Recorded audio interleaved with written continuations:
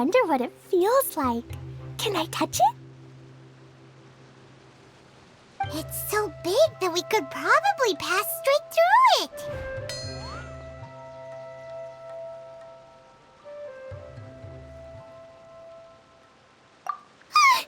That's so scary!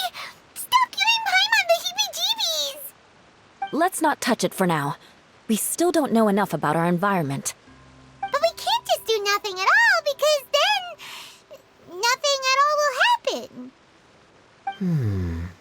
I have a feeling that this could be the core that sustains this entire bottle domain. In which case, the moment we touch it, this place will instantly revert to its original size, with all of us still inside. Yikes. Okay. Paimon won't touch it. Jeez. Kaya, are we really gonna get squished inside a bottle? Of course not, Klee. I'm sure the real core of this domain is hidden away in a very safe place. Somewhere like... over there, for example. I was so nervous that I didn't notice that big wheel at all. Wait, who goes there?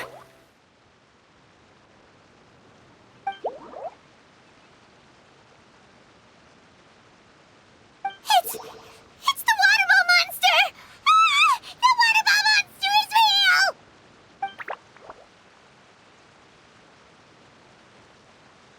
It doesn't seem hostile. In fact, don't you think it looks happy to see us? Really? You sure it's not gonna gobble up Paimon whole?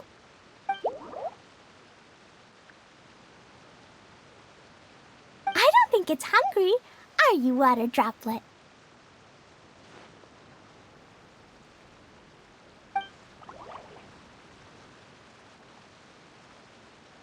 Oh dear. I don't know about anyone else, but I'm not understanding a word of this. Wait! Don't go! Wait for us!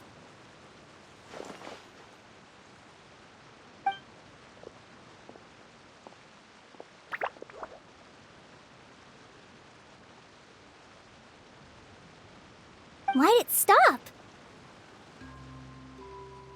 Maybe it can understand us after all. Oh, I get it now. It's leading the way for us, just like the cats in Mondstadt. Like the cats? How so? When you're walking around in Mondstadt City, sometimes a cat will show up on the side of the road. It'll walk ahead of you for a while, and if you're curious enough to follow it, you'll soon find yourself in front of a fine establishment called... Exactly. So let's see where this water droplet takes us. It could be interesting. Idea, the situation is now critical. Our window of opportunity to fix this is rapidly closing. I'm sure you've noticed just how much things have deteriorated in recent days. But even so...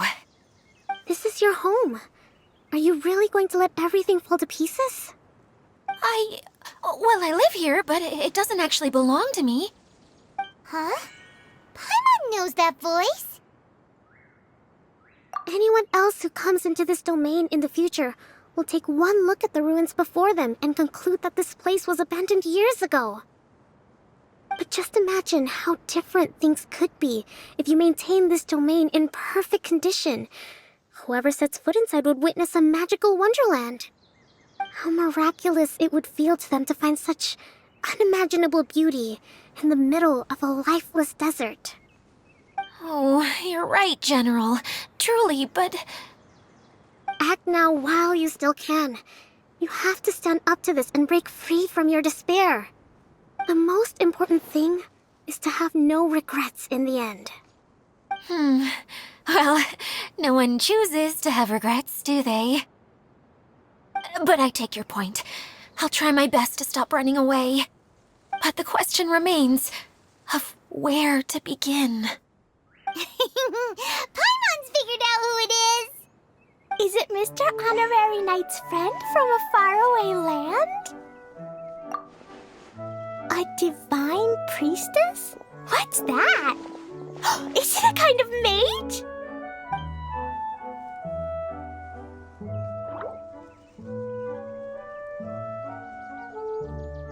What are you doing here? Huh? We have new visitors? Greetings, everyone. This is the Valurium Mirage, and I'm the caretaker, Adia. I'm so sorry that you have to see this domain in its current state of disarray.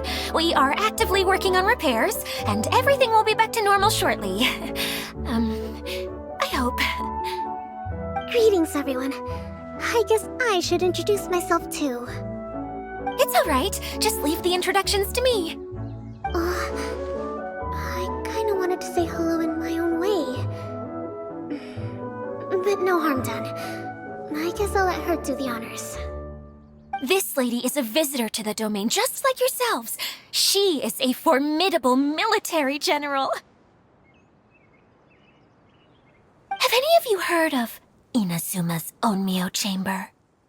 The, what chamber? Onmyo Chamber. It's an elite training academy for gifted students of Onmyodo. Practitioners are divided into 4 classes, A through D, and assigned the power of Shikigami based on their mastery of the art. Wait. This lady famously led the Class D underdogs to victory against the Class A favorites in the final mock campaign before graduation. An astonishing feat that few in the history of the Academy have ever achieved. Hence, formidable general is no exaggeration. Isn't that right, General? What's wrong?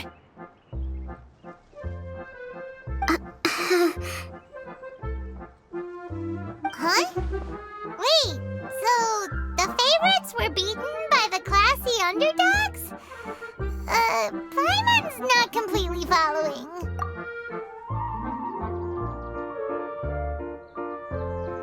That doesn't sound like the divine priestess Mr. Honorary Knight was talking about. Uh-oh. Did she just get caught lying in front of someone she was trying to impress?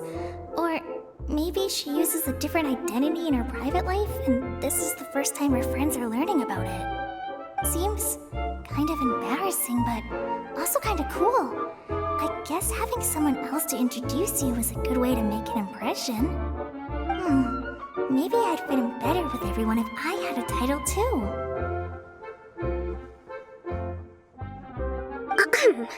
Some people call me a general, but it's just their way of showing respect. My actual name is Sangonomiya Kokomi. Huh? Oh no. Sorry, my mistake, General. I mean, Miss Sangonomiya?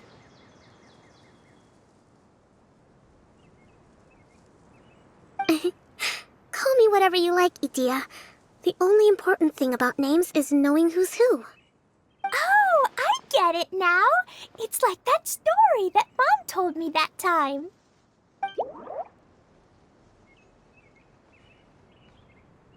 Klee can explain.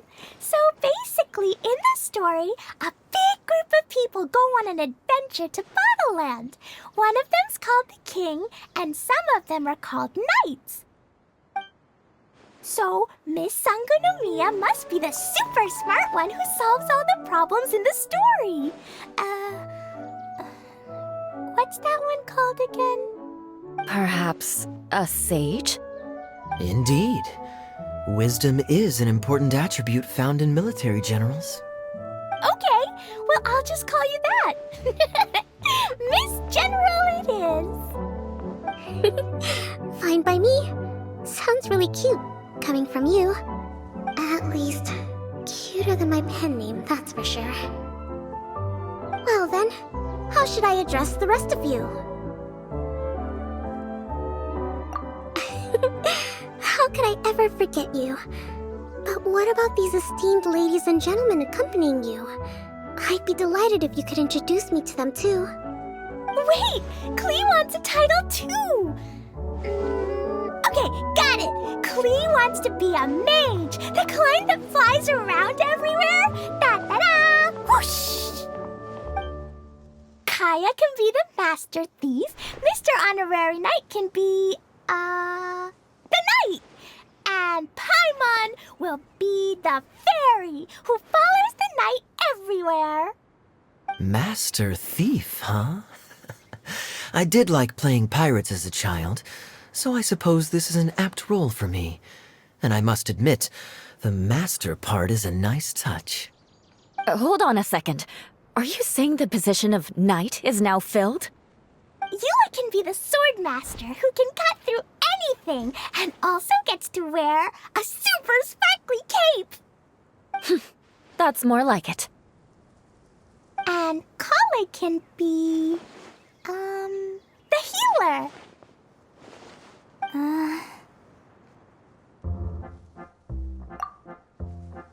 No, I don't mind. Healer is a great role. I just don't know if I'm qualified to be one. Whenever I'm thinking of titles for myself, I usually imagine myself as an adventurer or musician. I never thought I could be a healer.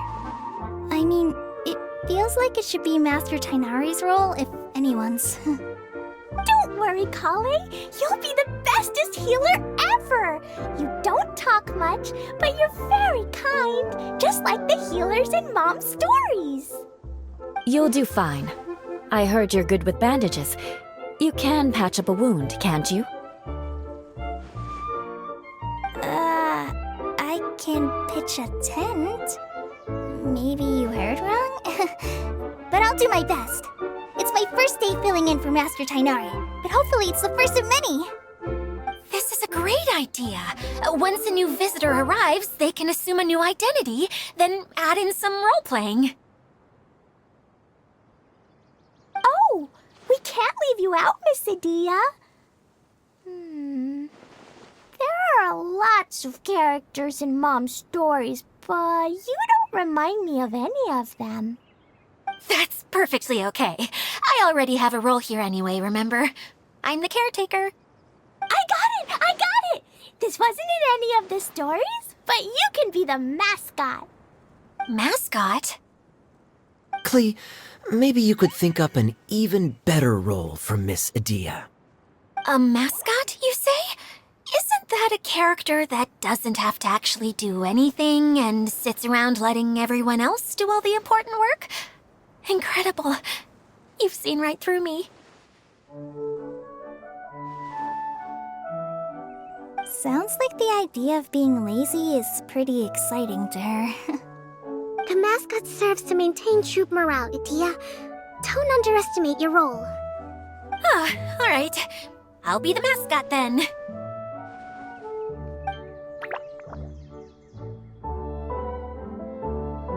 That's right. Thank you for bringing these new friends here safely. You can go off and play now. Thanks, Water Droplet. See ya!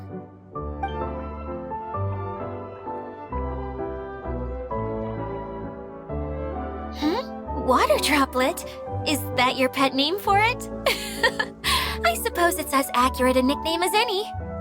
We keep getting sidetracked, but I believe you were saying something about being in a difficult predicament. Is something wrong with the Valyria Mirage? Oh, yes, about that. I'm afraid the entire domain has recently sustained some significant damage. It was as if the whole world was suddenly flipped upside down. A few components went missing from the core, which sustains the domain, and the impact cascaded out from there. Needless to say, many things in the Valyria Mirage have now stopped working. Just days after I agreed to let my friend's daughter come and visit too. When she gets here and sees the state this place is in... Oh, so you're Mom's friend? Hi, Auntie Desert. I'm Klee. Here, I brought the magic invite, see? Huh? Wait, so you're... Look how dilated her pupils are. She must be very surprised. Yeah, and not in a good way. Mom's the one who sent me here. She's the strongest mage ever. She said that her friend lives in the desert. You live in the desert, so that must be you. Right, Auntie Desert? Ah, I see.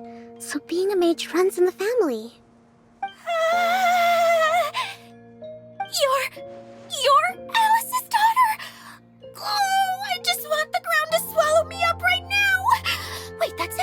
I'll hide myself away in the core of the domain.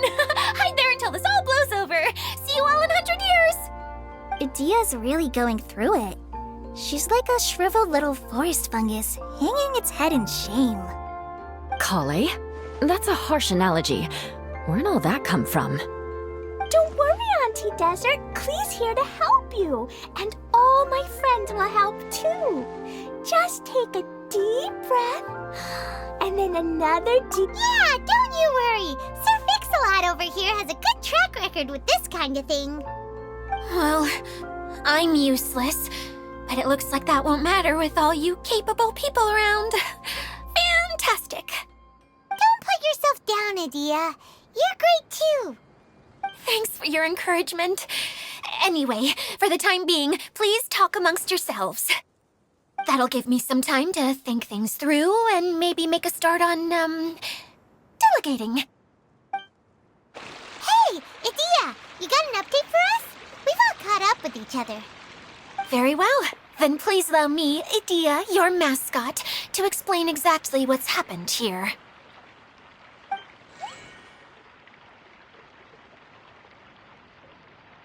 Basically, this entire domain is powered by a device called the Central Hub, which you all saw earlier. But following a major incident, several key components from the Central Hub came loose and went flying. 4 components, I believe, which has caused the Central Hub to stop turning.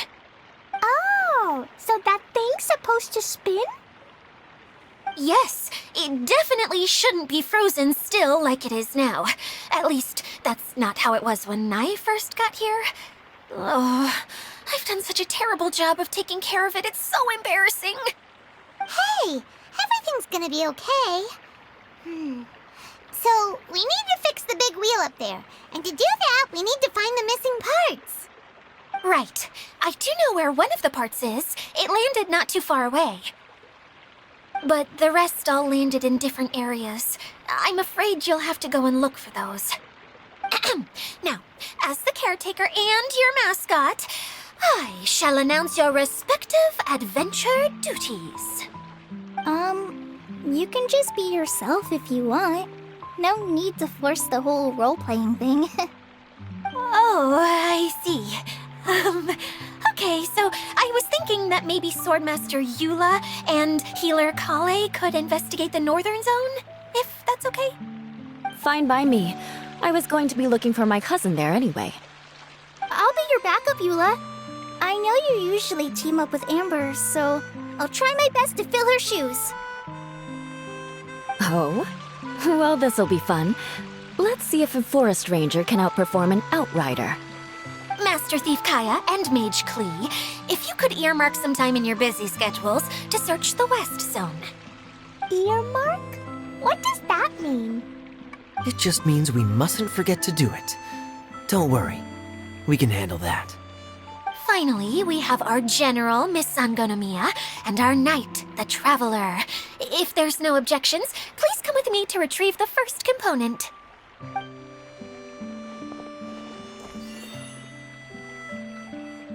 Wow, spoken like a true knight. Then, for my part, my strategic mind is at your service. All right, well, if anyone finds anything, come back here and we'll regroup. Please take care while you're out on the road and look after each other, especially our little mage here. You got it. I'll take extra special care of Kaya. I'll be on my best behavior. Okay, we'll leave it there for now. You two, please follow me. Okay, this is the spot. Now, I'm sure you're both wondering, but where's the component? There's nothing here. Oh, where could it be? Oh, it's that lamp thingy, right? Water Droplet showed us how that works already. Yes, that's the one. There goes my big introduction. Showing people the ropes is supposed to be my job. Oh, I can't believe I'm being shown up by a Hydro Eidolon. Cheer up, Idia. The hydroidolin can give a basic demonstration of how to use things, but beyond that, it can't communicate. That's where you come in. Your descriptions can explain everything in full, vivid detail. Paimon forgot how persuasive Kokomi can be when she really wants to. Sometimes having a genius strategist around really comes in handy.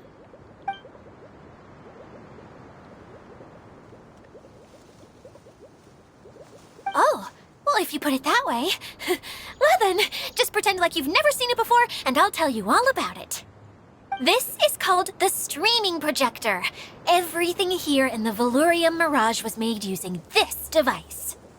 All you need to do is place an item in the projector, and you can construct a corresponding item based on the shape of the original and your imagination. At least, I think that's what it used to do. With the domain in its current state, only its most basic functions are still operable. Okay, not quite that basic. At the moment, it's only able to show two-dimensional objects. I call them preprints. Think of it like a sort of draft or blueprint or something. So you're saying the component fell into the preprint? Yes, exactly. I'll leave you to go in and physically retrieve it. Well, I'll be out here rooting for you by doing a motivational dance. Really? No, sorry. I feel like I have two left feet when I try to dance. I guess I'll just find a place nearby to sit and wait patiently for you. Hey, come on, cheer up! We'll handle everything from here. What is this thing anyway? Some kind of gear?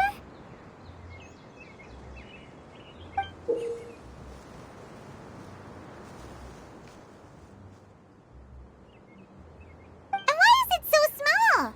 It doesn't look like it belongs in that huge wheel. It's hard to explain, but I assure you that it's definitely one of the components. So that leaves 3 more components missing. Every journey begins with a first step.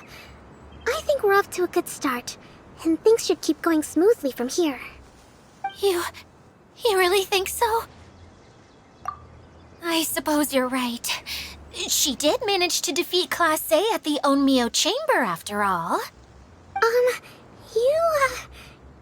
You don't need to keep bringing that up. Anyway, thank you for all your help. I'll take this and start trying to repair the central hub. You two may as well head back to town. Oh, why am I so clumsy? Once again, I was no help at all. The least I can do is try and handle the actual repairs.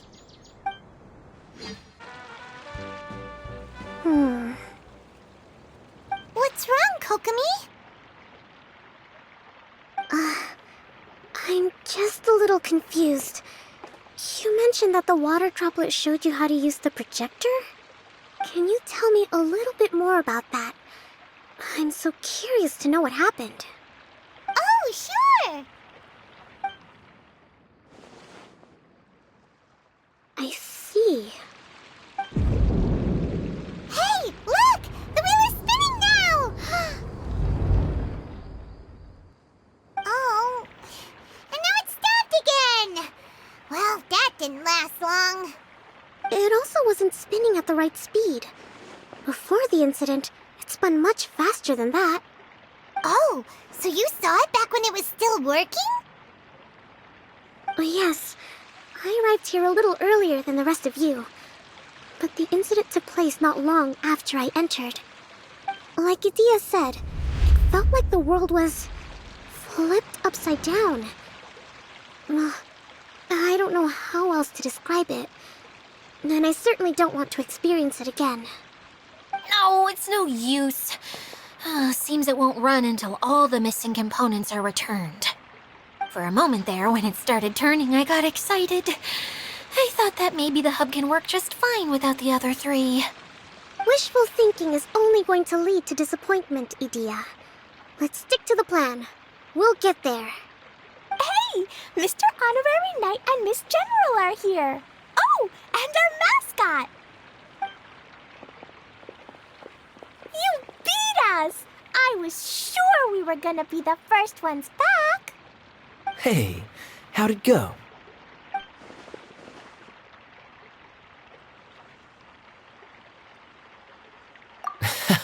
Impressive. I doubt you'd find many other knights of such caliber even among the Knights of Favonius. How about our master thief and mage? Did you find anything? You bet! We made a huge discovery! The place we were trying to get to was blocked off. We couldn't see anything past it, and there was no way around. But then, just now, a huge canyon appeared out of nowhere, so we hurried back here. It appeared just now? Come and see, Mr. Honorary Knight. Let's go on a canyon adventure. I'll sit this one out. I'm beat after trying to make those repairs. I need to take a break. Miss General, you should come too. You can hide behind me and give me smart advice while I protect you. Wonderful. It would be an honor to serve as advisor for our young mage. Let's go!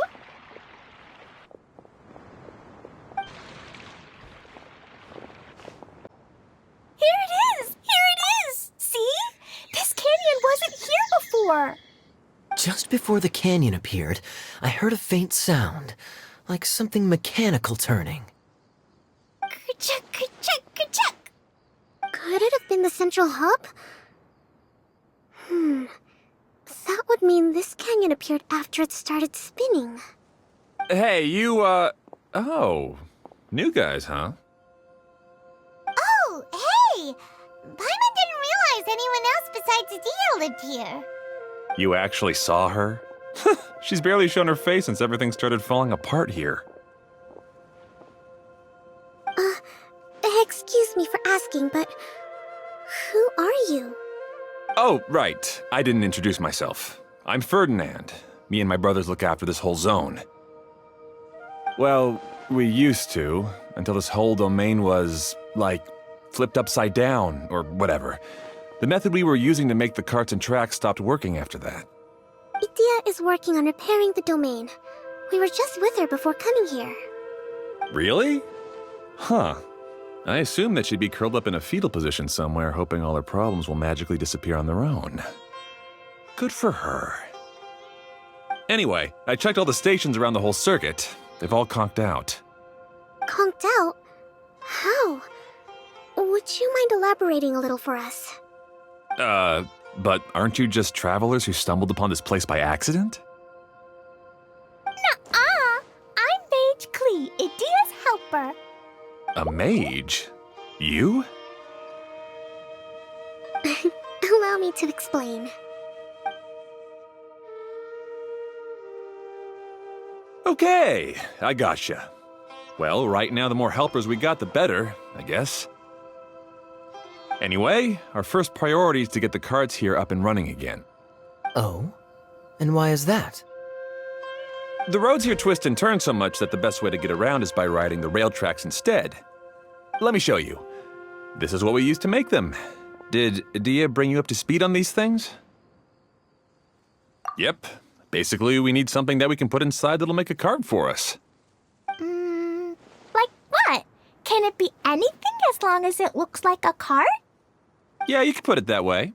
But one other thing is that it has to be compatible with the tracks. So, something like a sedan chair, maybe? But I'm not sure we have all the materials required to build one of those. How about you, Traveler? Any ideas?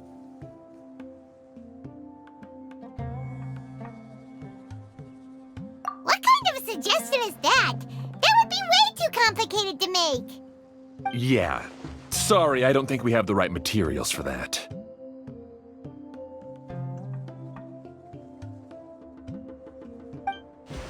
Really? Hey everyone, come and see what Klee made. Ta-da! Look, I made a Whoa, it fits the track like a glove too. Plus, it's a heck of a lot cuter than the ones Adia made.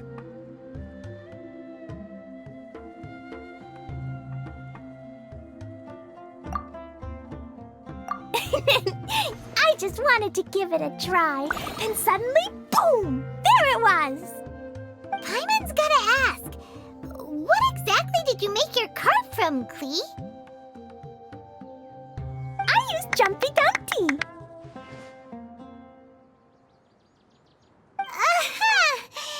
Thought so. Is there a problem or something? If not, then let's get ready to leave. It's just...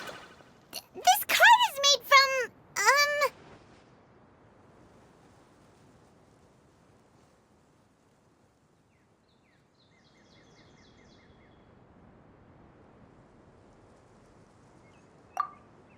It's a bomb or something, isn't it? Yeah, I gathered from your conversation that Jumpy Dumpty is a little more volatile than the cute name suggests. It's okay, though, because the end product only takes on the general look of the source material. So to be more specific, while different materials have different properties, most of them aren't transferred to, It's okay! No need to delve into the theoretical stuff. Paimon just wanted to make sure we aren't about to end up like the, flying fish of Starfell Lake. Huh? Can we ride the cart now? In a moment. We need a hydroidolin to power it up first.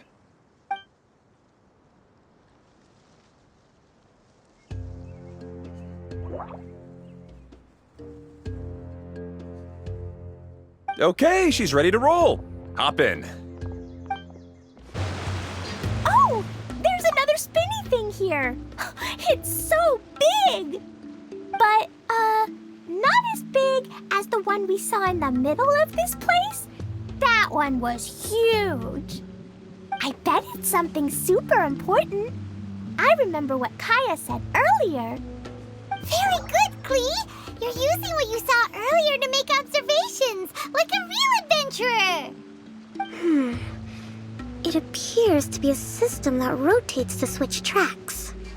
That's right. Originally, all you had to do was flip this switch and the junction would rotate. But it seems Jeremy still hasn't fixed it yet. He sure talks big, but when it comes to actually getting things done... Is this Jeremy you mentioned one of your brothers? Yeah. When I talked to him about repairing the tracks, I suggested we start with the station, but he said we should start at the junction. Really, it made no difference which one we started with, but he just had to turn it into a huge argument. He always treats me like I'm a fool and disagrees with anything I say. Let's see what he has to say now that I've already fixed the tracks. If you ask me, you're clearly a sharp person, Ferdinand. Yes, finally someone who can recognize that, rather than just shrugging off my ideas. Come on, let's make our way to the junction and see what he's up to. I bet he's still fretting over what to do. Everything will get better once we get the switcher working again. Still stuck here just as I expected. Well, did you make any progress? Didn't I already tell you? Just have the hydroidolins fix the junction and then make a new cart. After that, we can use the junction to... Wait a minute, how did you get here? It took a lot of effort for me to climb all the way up here. The answer is standing right in front of you. Yeah, sure. Those travelers must have helped you. You never get anything done on your own. You always get someone else's help and then try to take the credit for yourself. You're one to talk. What have you managed to accomplish, huh? You were here just moping around all day. Whoa. They started arguing the moment they saw each other. But aren't they supposed to be brothers? Me? His brother? Hardly. All right, Jeremy. That's enough. Fine. I'd rather be focusing my efforts on fixing the track switch rather than arguing anyway. You should calm down too, Ferdinand. Let's all focus on the situation at hand. Any personal problems can be settled later. Fine.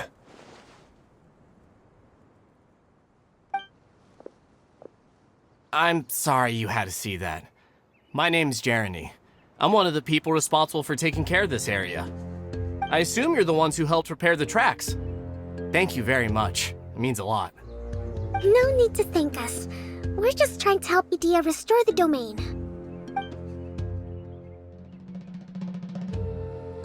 I see. Now that you and Ferdinand brought the cart up here, we'll need the hydroidolins to fix the area below. Them again, huh? Seems the hydroidolins are really important around this place. Yes, of course. Not only do they keep the junction turning, they operate practically everything else in the domain too.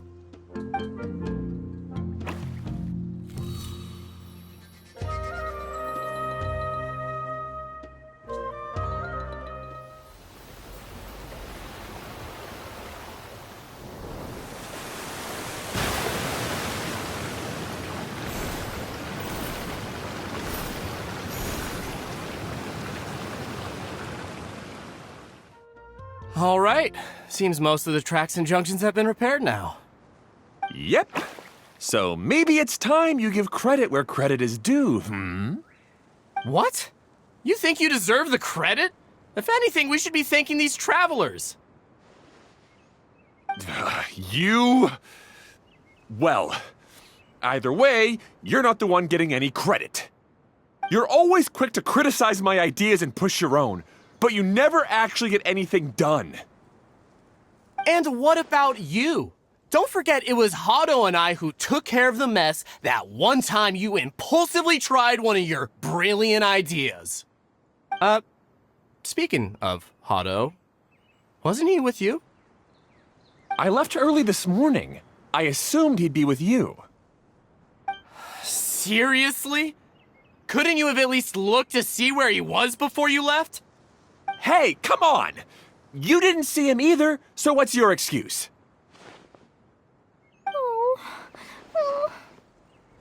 Klee? I don't get it.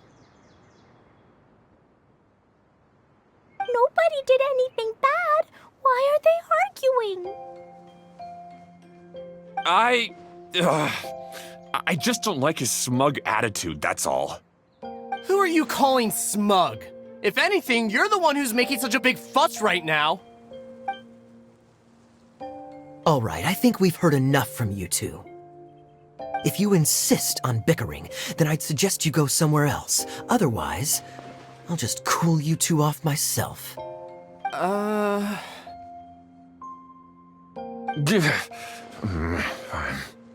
Now, come with me. I'd like to have a word with you. Phew. Don't be upset, Klee. There are many complicated situations in this world which don't always have a logical explanation. As a passing traveler here, it's not my place to comment on their disputes. But in my experience, family issues can be the toughest to resolve. Seems you don't like dealing with this kind of thing either, Kokomi. But it's still not right.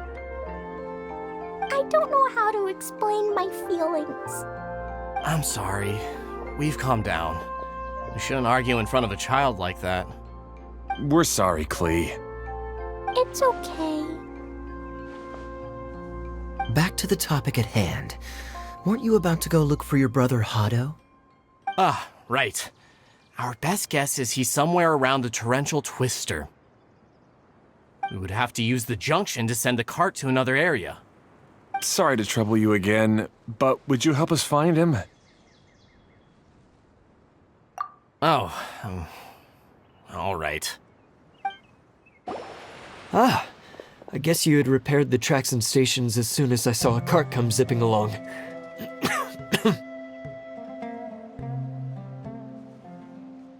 Now that the tracks, station, and carts are all repaired, we're about ready to reopen Torrential Twister. It'll be good to see my design back in action again. You're in no condition to be out running around like this, Hado. Yeah, but these are unusual circumstances. That's true, but you should stop to think things through. Exactly. If there's anything that needs to be done, you can just let Ferdinand and I take care of it. You and Ferdinand? Together? It would be a miracle for you two to do anything together without fighting. Hey, that's between Jeremy and me. No need to add fuel to the fire, okay? I'm not trying to make trouble. I'm just saying. Hey, Ferdinand. Oh, don't worry. We're not arguing, Klee. We're just, discussing some things. Are you and Jeremy worried about Hado? Hmm? Why don't you just talk to him about it? Kaya's also worried about me sometimes, but he doesn't ever criticize me. You're right, but our relationship is much better than these guys. Well, our situation is a little different. Really? How so? We've been through this kind of thing before. If we didn't warn Hado, then he wouldn't take it seriously and something would eventually happen. As his brothers, we have to help him. But it doesn't look like you're helping. Huh?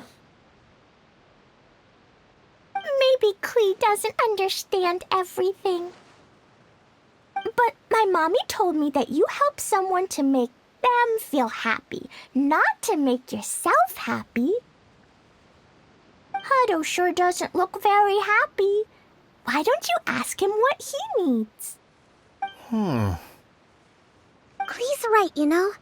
You three need to open up and talk things through. You are brothers after all.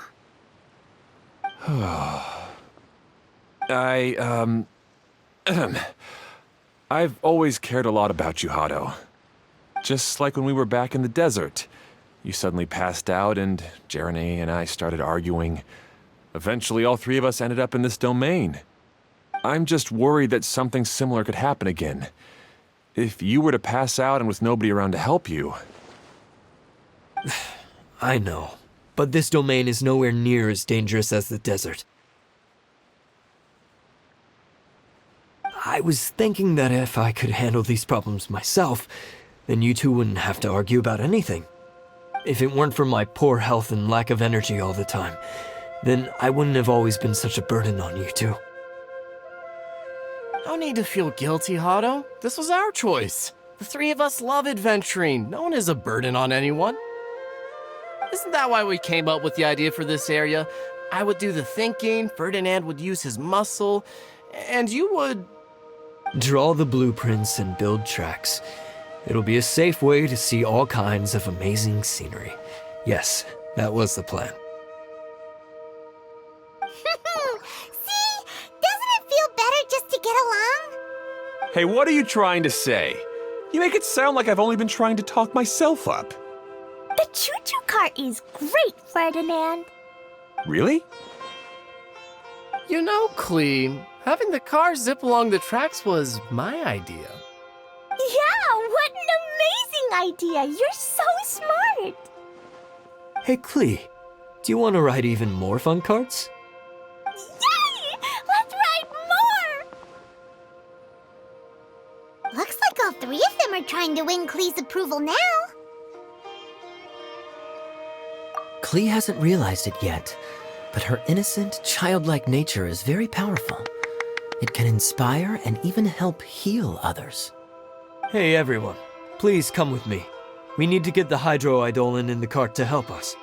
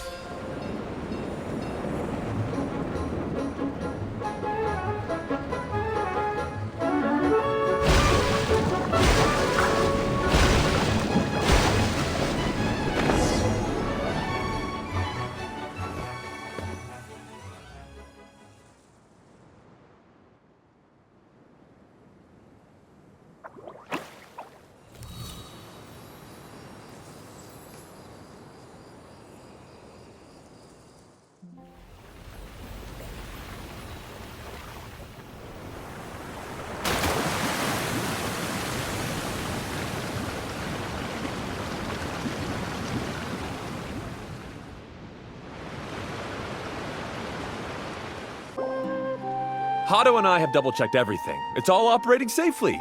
You can go for a ride now. Hold on a sec. Before we say goodbye, I have something I'd like to give you all. It's a rock climbing rope.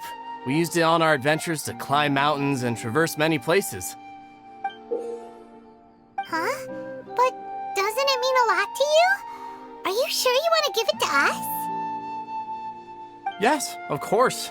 Please take it. Thanks to Klee and everyone else's help, we realized that there's a special bond that keeps us together. Even though it's invisible, it's even more important than rope. We can always hold on to it through tough situations. Huh? I helped? Yes, Klee. You are a big help. Even bigger than that huge thing in the middle of this place? Yes, much bigger. Wow, that's huge! I'm so happy. By the way, have you ever seen anything like the choo-choo cart in the outside world? Nope. Today was the first time I rode anything like it. Is that so? I guess I'm not surprised. Seems you won't find Torrential Twister anywhere else. Be sure to come back and ride the choo-choo carts again while you still have the chance. Yep, I will. That's so much fun! Klee can fly across the sky like a real mage now. Guess that sort of makes sense. Wait, but if being able to fly makes you a mage, what does that make Kaya, since he's here too?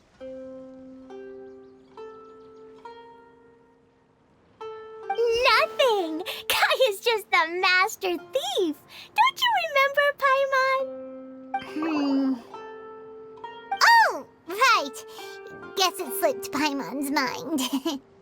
Sorry to bother our young mage, but there's something a master thief would like to report. Do you still remember our mission? Uh-oh. I was having so much fun that I almost forgot. We're supposed to be helping Adia look for the missing components. But don't worry, I've already got one. You mean you snatched it when we weren't looking? I didn't have to go that far. In fact, the component we were searching for was actually that orange rope. If anything, you could say it came right into our hands at the right time. Let's head back and give it to Adia. Aw, do we really have to go? Okay. Even though I want to keep playing, I know Adia is really important. That's our wise mage. Don't worry. Tonight, you'll be able to see stars in the water and watch fish dance in the sky. Seems Kokomi's out of it after that ride. Her face is completely blank and her lip was trembling while she was speaking. Maybe we should have a rest for a while. I thought I was keeping my composure pretty well. Don't worry, my mind is always spinning. I'm used to this. We should head back to Idia. How about we hold hands, Miss General? Klee will give you energy.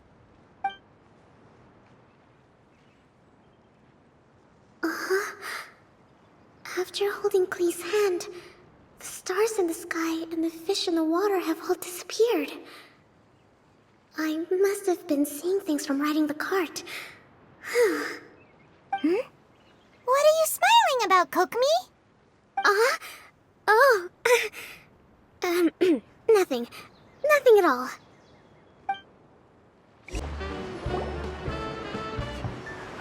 Welcome back! Well, any good news? Oh, don't tell me! You've taken care of all the problems and now I don't have to do anything? Yeah, we even rode the choo-choo cart. Do you want to come ride too? But maybe you'll have to wait till tomorrow. I'm a little tired now. Seems she had a little too much fun and now she's about to crash. I think it's time for a rest. Good idea. I think we could all use some downtime. Thanks for giving me some energy, Klee. Then we'll see you later.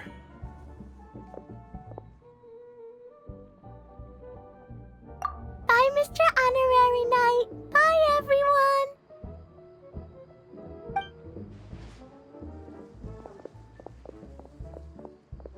Well, it sounds like our young mage enjoyed herself.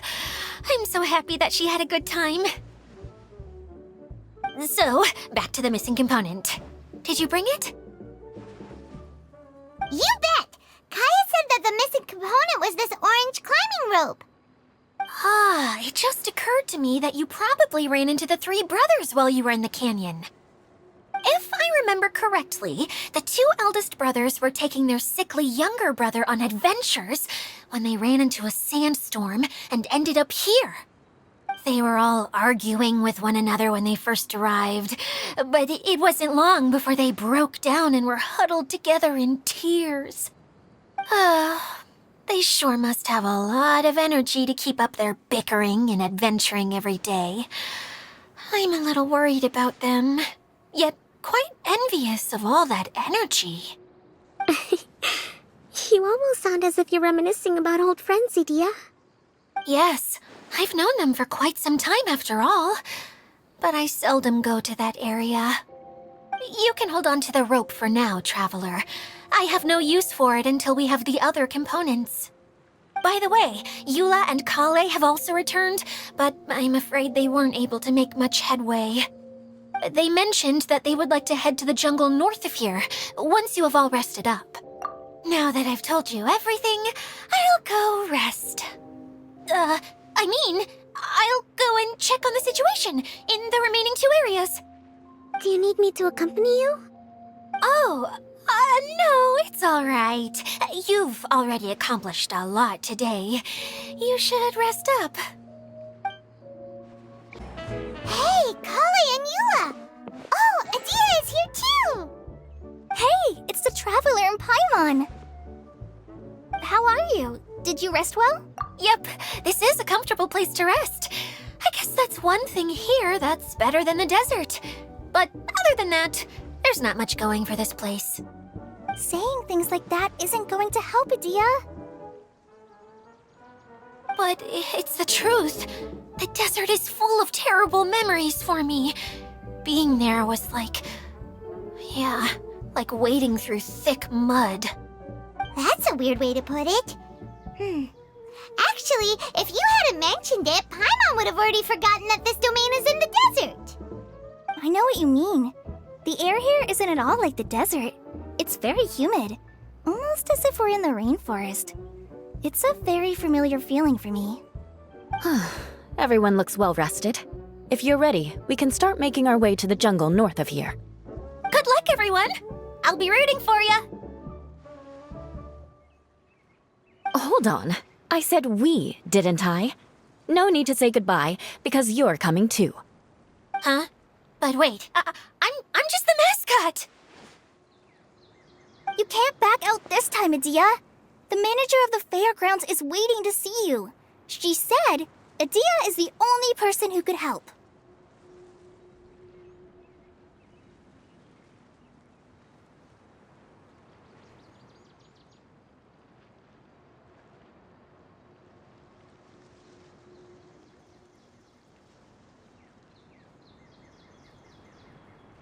Yes, Kale and I discovered a fairgrounds in the forest. The person in charge of it seems to be a Spontamod scholar. A scholar? But what's she doing there? Researching the forest ley lines? Oh, I wish there were ley lines here that I could ever study. Anyway, I know who you're talking about. I'd better come along then.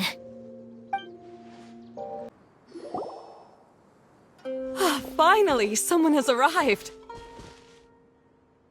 Sorry to keep you waiting, Maimuna. We've brought Edea with us. Thank you, Kale. It's been quite some time since I've seen you, Edea. To be honest, I didn't think you'd actually show up. If anything, I thought you'd be curled up somewhere crying alone. Hey, you shouldn't be saying things like that. Doesn't seem to be the first time Paimon's heard someone say that about Edea, though. You want to see me cry? Fine. I'll stop crying right here. No, please don't. All right, I shouldn't have said that. Now, who are these two?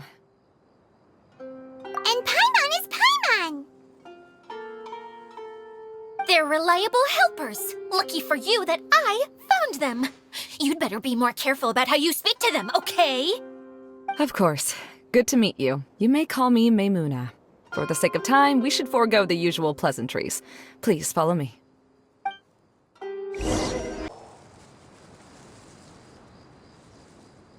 Wow! Look at that huge tent! Amazing, isn't it? I helped make it. What fun would a fairground be without a tent, right? Really? Paimon knew you couldn't be so pathetic. You just act modest all the time to hide your actual abilities. Huh? What is it, Kale? Sorry. I'm not sure if I should tell you. I'm afraid it might dampen the mood. That's not important. Please, just speak your mind. Well, there are lots of vendor booths set up here, but there's no one running them. In fact, there's no one at this fair at all. It looks pretty deserted. The truth is, this used to be an exciting and bustling place. But just a few days ago, something happened, and it seemed like... Like, the world was suddenly flipped upside down? Yes, exactly. Something fell from the central hub into the tent and knocked down the crystal light that was hanging at the top. Oh, the crystal light. Mm-hmm. I remember a certain someone said that we should have beautiful lights to celebrate at a fair, and made us that crystal light. But once the light fell, the tent became a complete mess and the Hydro-Eidolons were trapped inside. Just when I was at my wit's end, a man from the Lawrence clan came and offered his assistance. Wait, he offered to help you? Yes, and he refused to listen to any of my warnings. He just walked straight into the tent, and then... Yes? And then? Yeah, don't leave us hanging here! What happened? And that's it. He became trapped inside along with the Hydro-Eidolons. Oh no! We have to do something! We can't just leave him there, Maymuna! I know, but the situation inside might be more difficult than you think. You should mentally prepare yourselves. Just talking about it is a waste of time. Since we're already here, let's go and scout out the situation ourselves. All right, this way, please. There used to be a large stage inside, but after everything got shaken up, it seems the very nature of the entire place was altered. The lamps and crystal light that were hanging above have all fallen down, which makes repairs near impossible. Wait, so you mean it's difficult to move around in there? Yes, mainly because of the lights. Do any of you have experience being on stage? Once the stage lights turn on, everyone's attention is focused on you. I can't stand that feeling. Having everyone's attention focused solely on me would just make me feel terrible. Me too! I'm no good at speaking in front of people. And then to have everyone staring at you. Oh, just the thought of it makes me shudder. Sounds like you have some things you haven't been able to let go of yet. Please don't laugh. I'm trying my best to change that, but there are still some things I can't overcome. Like when there's a lot of people around, or when people are staring at me. No, there's nothing funny about that. And you know what? It's not a bad thing to care when other people are looking. That's my opinion anyway. Think about it. Only people who have high standards for themselves would worry about failing to meet others' expectations. You have many good qualities, Kale. I bet if you had to learn dance since childhood like myself, then you'd be an even better dancer than me. No way! That would be impossible. I can relate. I know exactly how she feels. Maybe we should find a time for you to learn with me. And one day, you will become an outstanding dancer too. By that time, you'll be so focused on performing your beautiful moves that you'll no longer worry about an audience watching you. Wow. Eula's so passionate about this that she's practically glowing now. Really? You do that? You wouldn't think I look stupid and secretly laugh at me, would you? You really think I'm that kind of person? Fine. Vengeance will be mine. Oh, no! Of course not. Alright, please teach me. Seems there's no need for me to warn you again. Anyway, you just need to open the curtain and you'll be able to see the stage. Hello? Is anyone here? If you can hear me, please help! Lessig Lawrence? Who are you? Who has the audacity to utter my full name? You sure don't look like you're in any condition to be talking like that. Yep. He's a member of the Lawrence clan, all right. Even though he's hanging on by a thread, he still insists on clinging to meaningless etiquette.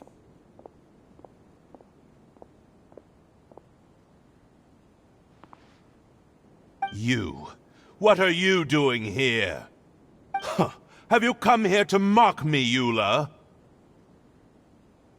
If you would just think for a moment, it should be pretty obvious why we are here. Yet, now you're intentionally trying to provoke me? Of course, you don't have to accept my help. After all, aristocrats are naturally superior and need no help from others. Yes, thanks for the reminder. I don't need help from the likes of you. I don't think he really means it, Eula.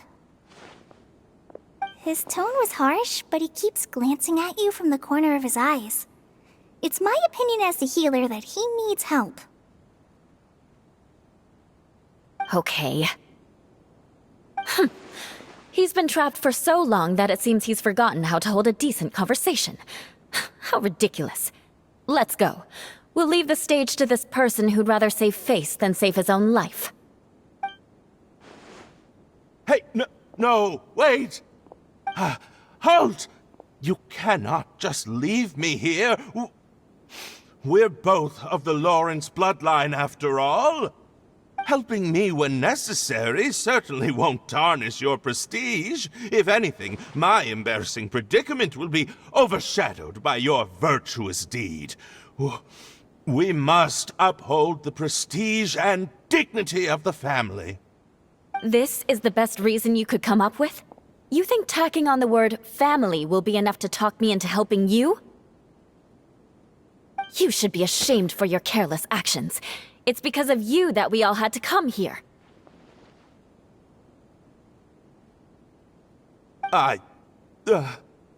Seems everyone in the Lawrence clan is this way. They'll do anything to save face. All right. Looks like it's time for the mascot to step in. Here you go. One for Eula, and one for Lessig. What is this? Candy? Thanks. Oh, the smell! It's just like the aroma I smelled coming from the lens. Yes, that's right. Enjoying something sweet always lightens the mood. Oh, thank you, Miss Mascot. I certainly do feel much better now. So he's willing to thank someone else, but not me.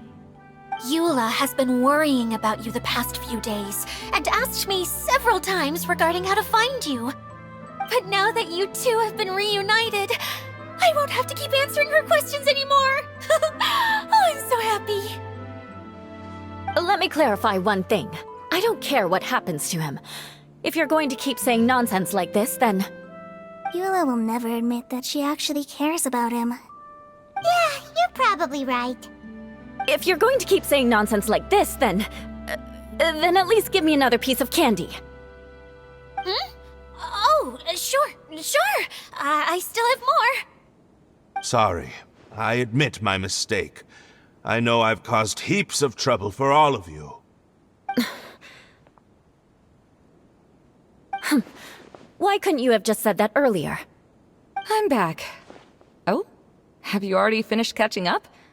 Why are you all looking at me? Oh, nothing. Don't mind us. All right, then let's clean things up here and keep working our way toward getting the crystal light fixed. Ah, there's no need to push yourself in your condition, Lessig. I'll take him and find some place for him to rest. I happen to be a little tired myself. All right. I'll leave my cousin to you then.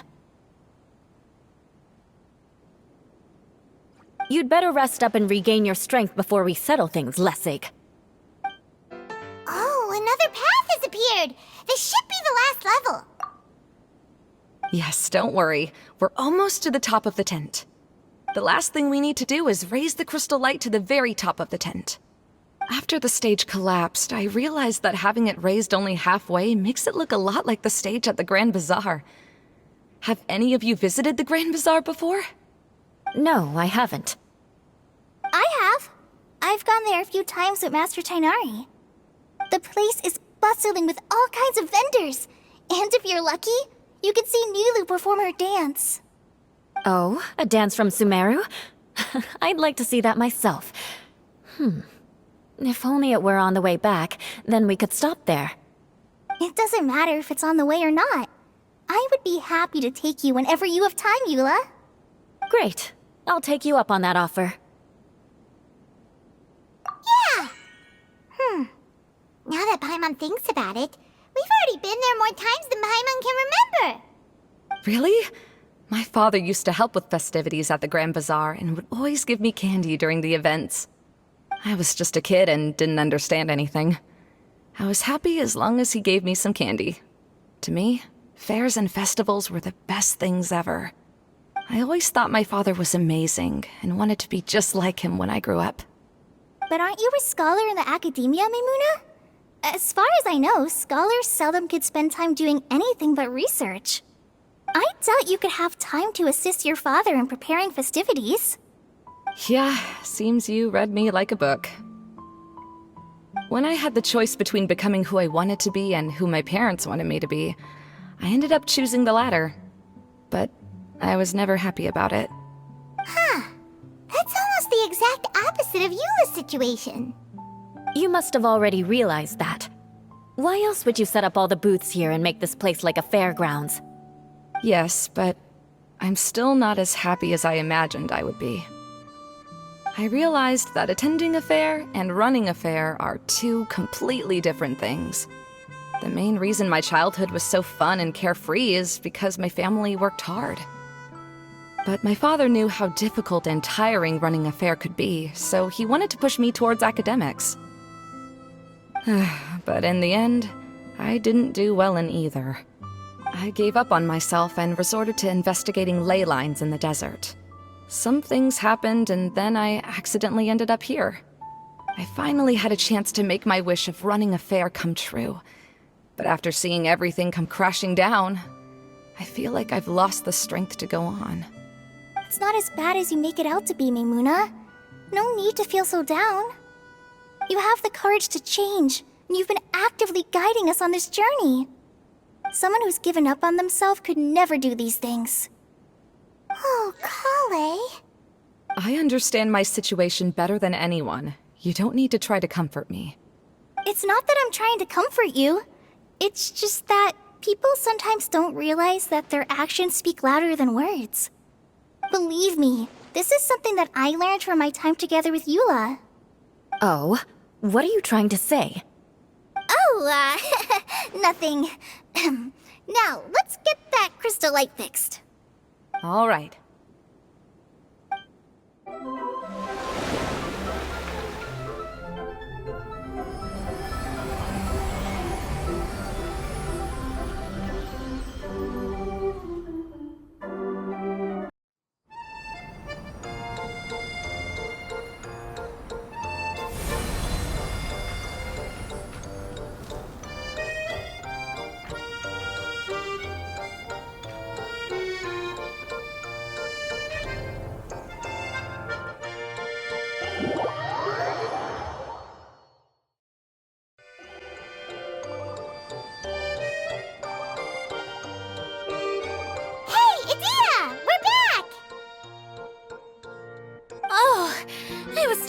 wonder what was taking you so long.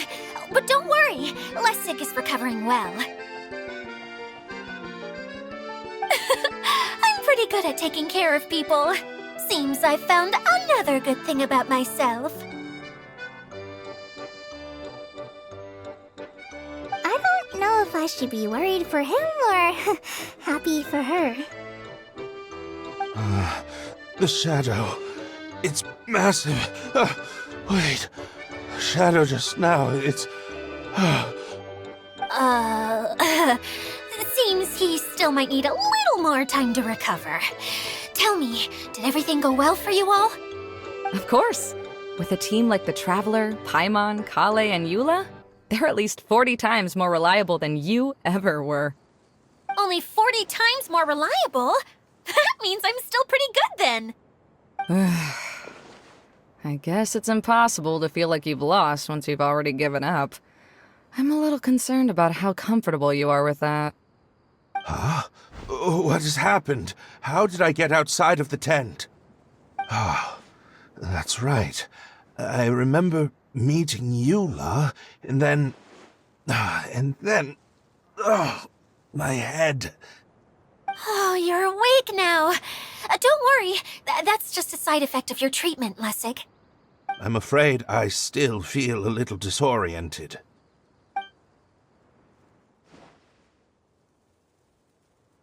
Lessig Lawrence. Oh, it's you, Eula. All right, I'll do it. I'll come back to Mondstadt with you and abandon my wild efforts to restore the Lawrence clan. Interesting. Now you want to talk. Seems like you've had a change of heart. In that case, maybe you'll be able to explain everything in detail for us now. I admit it, yes. I came here in hopes of finding a way to restore the Lawrence clan to its former glory.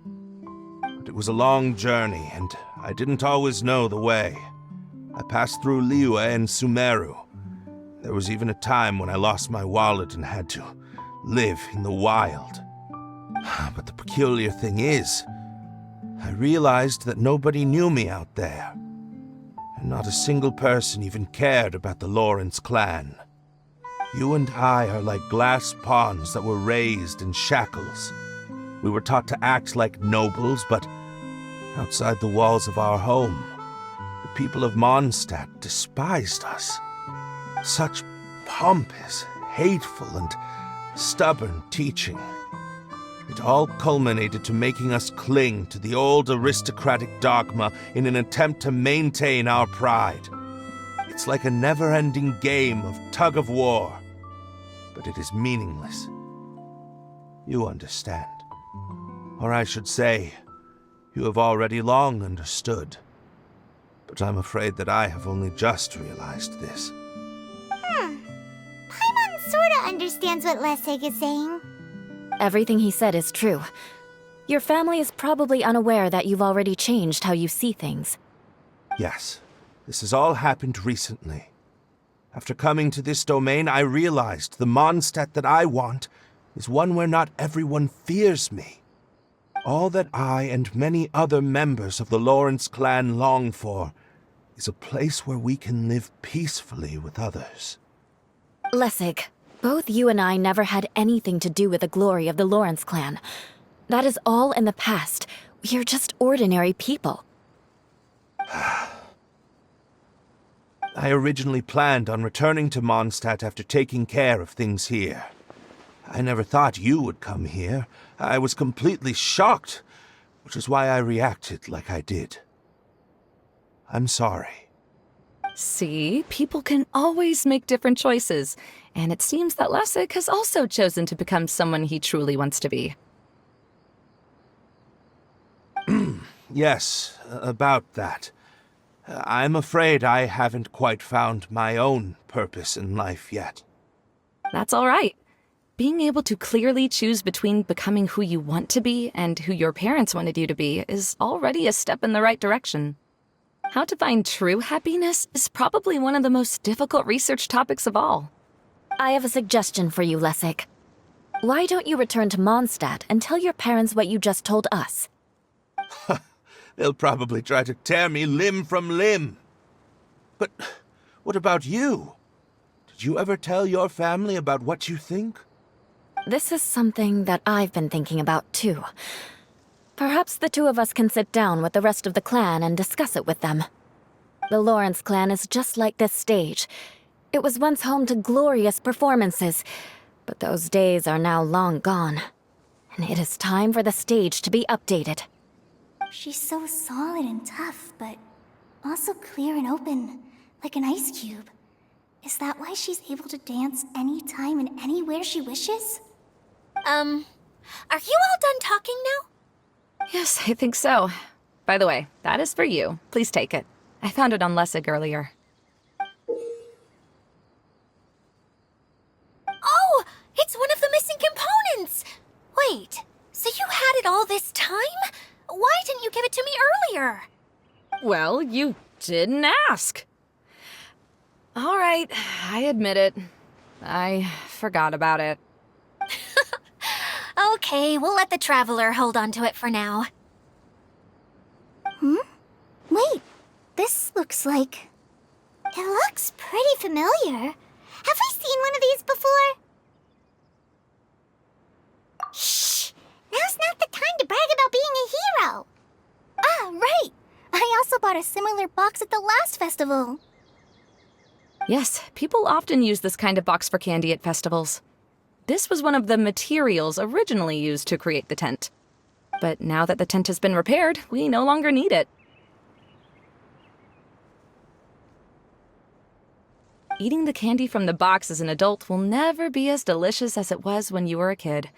But if you really think about it, there are way more things you can eat as an adult. Ah, so when it comes down to it, eating candy is sort of like life. It's just another choice.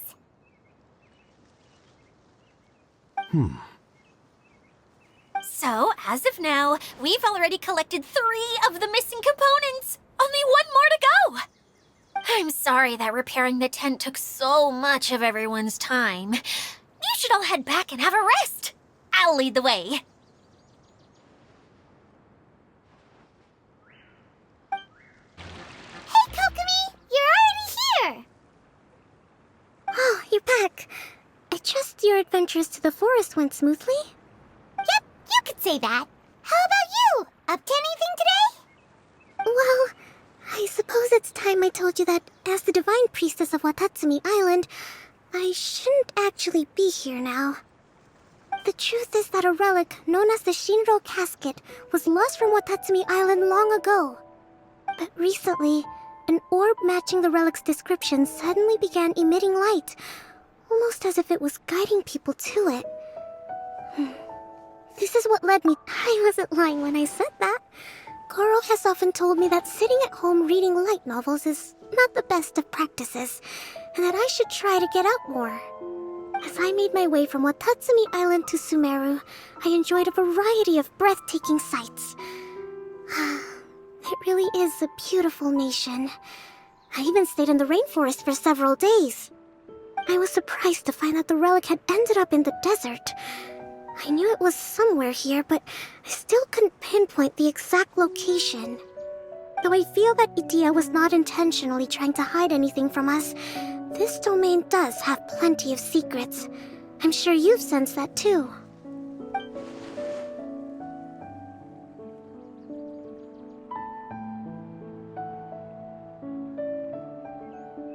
Now that you mention it, a lot did happen today.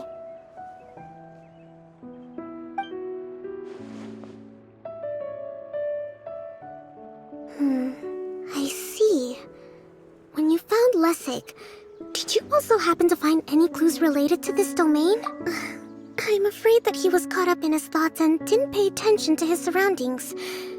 Actually, before the world was flipped upside down, this domain didn't look anything like this. Hey, everyone! Oh, I hope we're not interrupting your conversation. It's alright. You two did a lot today. Care to join me for a cup of tea? Sure! That would be perfect! Eula and I just made some snacks. Turns out Idia has a cooking stove and oven. Seriously, why didn't she mention it earlier? Oh, so did you make us some moon pies? No, I made something called storm crust pie. You should try one, Traveler. And I made some pita pockets. You can try some, Kokomi. It should taste great with tea. Sorry, I should call you General. Oh, I would be happy to try some. By the way, Eula, how's your cousin doing now? Oh, him. You would never guess, but he's busy over by the oven now. Really? You do that? Oh, but that's too much. I can't. No, really, it's all right. We want to do everything we can for the domain. Yes, and to be completely fair, I'm the one who caused this terrible mess in the first place. Oh? What happened? Did Paimon miss something? Hello, you two. Lessig was just telling us what happened. Perhaps you should allow me to explain. I'm afraid it was I who caused all this trouble in the domain. Yes, it was Lessig. To be precise, I saw a most exquisite water orb at the entrance of the domain. It reminded me of an astrolabe my grandfather gave me when I was 7 years old. I was curious if it could rotate, so I reached out and touched it. Little did I know that it was the core of this entire domain. What I mean to say is, I knew something was wrong as soon as the whole place started flipping. It's not just your fault. I failed in my responsibilities as the caretaker here. Oh, I knew I should have put the core somewhere more secure. Oh, you mean the big ball of water at the entrance? Yes, that's the one.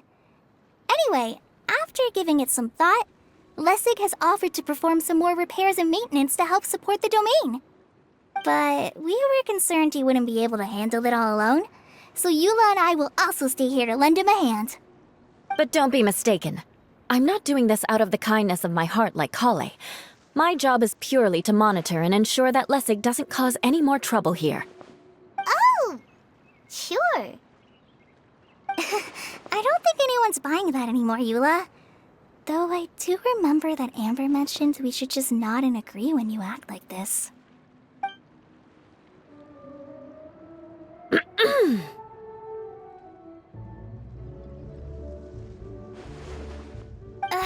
Right. You better not slack off today, Lessig. No, I'll get right to work. Either way, Lessig is going to be in charge of making lunch for everyone today. Yes, I'll try, but I'm not sure if my skills will prove satisfactory. What was that? No, I mean, thanks everyone for giving me a chance to redeem myself. I can already feel new strength kindled inside me. Ha ha ha. No, maybe that's just the heat of the oven. Very good. But you should conserve your strength. Many parts of the domain are still in disrepair, so we have a lot to investigate. Seems Adia has a little more pep in her step after finding others to help do the work.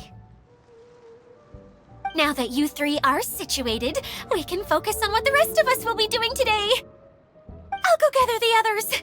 We should get ready to leave as soon as possible.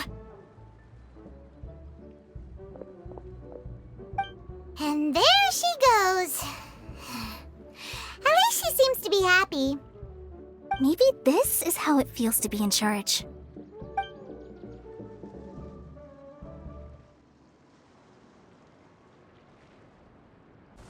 The director doesn't get out much. He's almost always cooped up in his treehouse making props or writing scripts. But I'm trying to remember now. Where is that treehouse of his? Huh? You don't remember? Hey, don't forget! I'm just the mascot. I believe it's that way.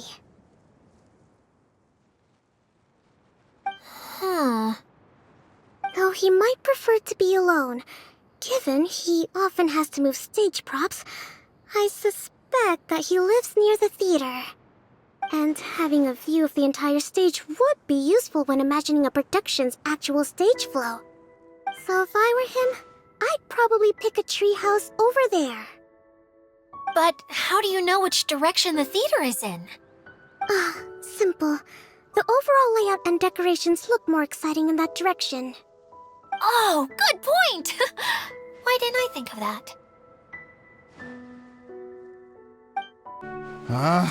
Where did that blasted automation mechanism go? The male actor standees are here, but where are the female ones? Who's that?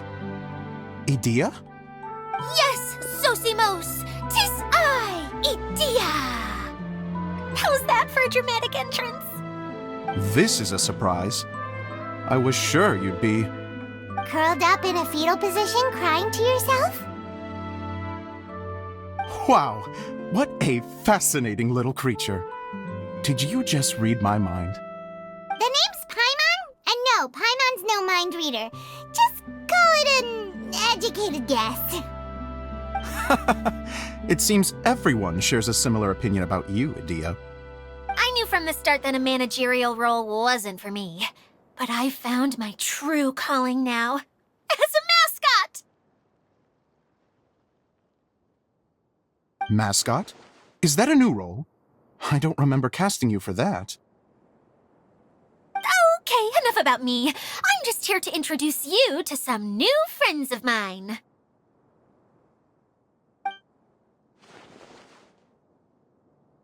And that's why we came to see you. Well, do you have the component that fell out of the central hub? I do. However, I'm afraid the incident has caused many malfunctions with the stage mechanisms, and I can no longer put on any performances. Okay, so you're holding the component ransom till we help you fix the mechanisms, huh? No, till we fix the stage, surely. I'd have thought he wants us to make some more props, no? Given that some of the standees are missing. Or maybe the component is broken and we need to fix it. You're all forgetting that the majority of his work involves writing scripts. I'll wager that he wants us to edit them. What has gotten into you all? What sort of person do you take me for, The component is safe and sound. I can give it to you now if you'd like. Although I was hoping that maybe you might be willing to help rescue my show? You're a big group. I have lots of roles to fill. It would really speed up the casting. A show? That sounds fun! I want to help! Can we? Also, truth be told, I've hit a bit of a roadblock in my script and was just thinking about how to move the story forward. And then you all showed up. Suddenly, I got my muse back. I don't know how to explain it, but something about seeing all of you finally helped me figure out how to continue my script. Huh? You mean that story you've been stuck on forever? Are you serious? You really think you can finish it now? Yes, really. Just give me a little time, and I'll write it all up. In the meantime, I'll leave things to you, Idea. Whoa! And he's off to write the script! Zosimos has always wanted to write an epic story about a thief and a mage.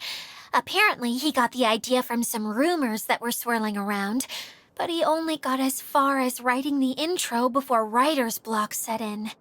Why don't you all take some time for yourselves while I see what I can do? We'll reconvene after the director finishes his script.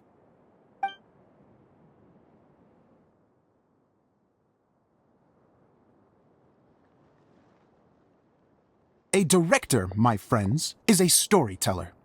And the key ingredient to every good story is inspiration. The moment I laid eyes on General Sangonomiya, inspiration hit me for a brand new character. The heroine was the missing piece of the puzzle. The rest of the story flowed naturally from there, and now it's finished. So please, take a look through your scripts, and we will tell this story together.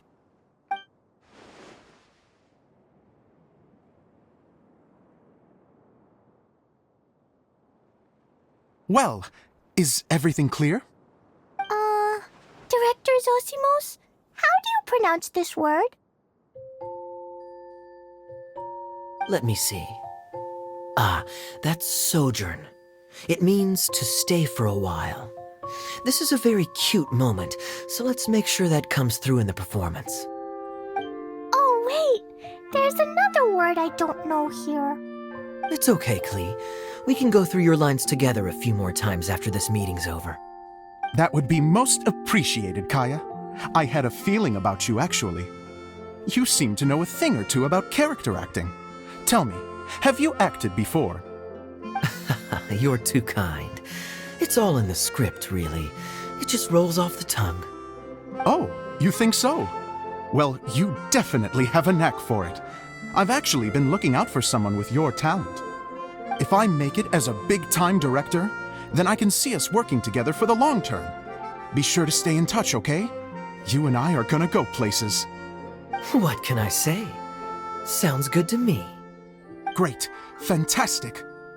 Now then, please go through your scripts one more time. But don't just read the words. Remember my notes, and really let the character inhabit you. I need to have a look at the stage, so I'll leave you to it. If you need me for anything, I'll be in the big theater right in the center of this area.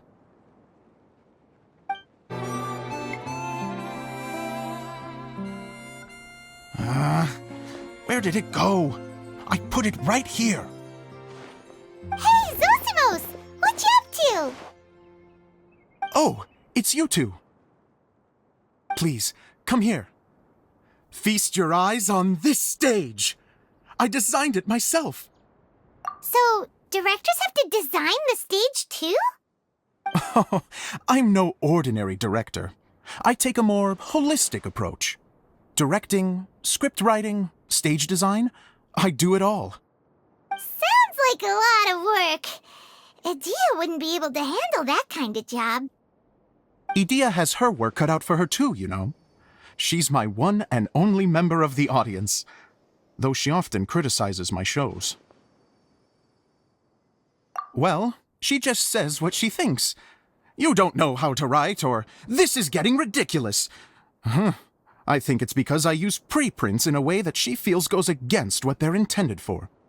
But even though she's my harshest critic, she's also been my biggest supporter in a lot of ways. I guess you could say she's like my agent. I'm very grateful to her. I've always dreamed of being a director, but I've never had the chance until I came here. So, what did you do before you came here?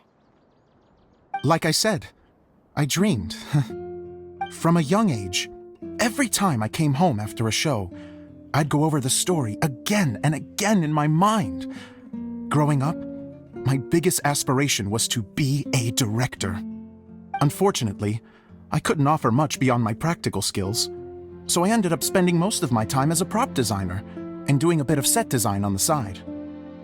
Don't get me wrong, I do love building the set, but nothing satisfies me more than putting on my very own show. No wonder you only wrote director on the sign. Exactly. You're not doing a great job of convincing me that you're not a mind reader. By the way, could I ask you for your help with something? I'm having trouble finding the master script, and I'll need it shortly. The one you only just finished writing? You lost it already? Yeah. After I handed everyone their copies, I held on to my master copy while I was checking on everything around the theater. I must have dropped it somewhere. If it's not here, then it might be in the attic. These are the only two places I've been since I finished writing it. But, I still have some things to do to get the stage ready. Would you two mind having a look for me? No problem. We'll find it.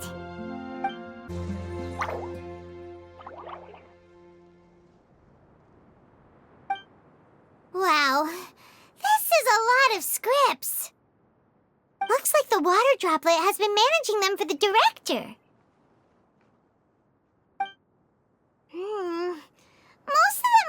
works in progress. Then it should be the one that's finished. Okay, let's look for the thickest one and then check the ending. This is the only script that fits the bill. Plus, it looks pretty new. This must be the master script. Let's go give it to Director Zosimos.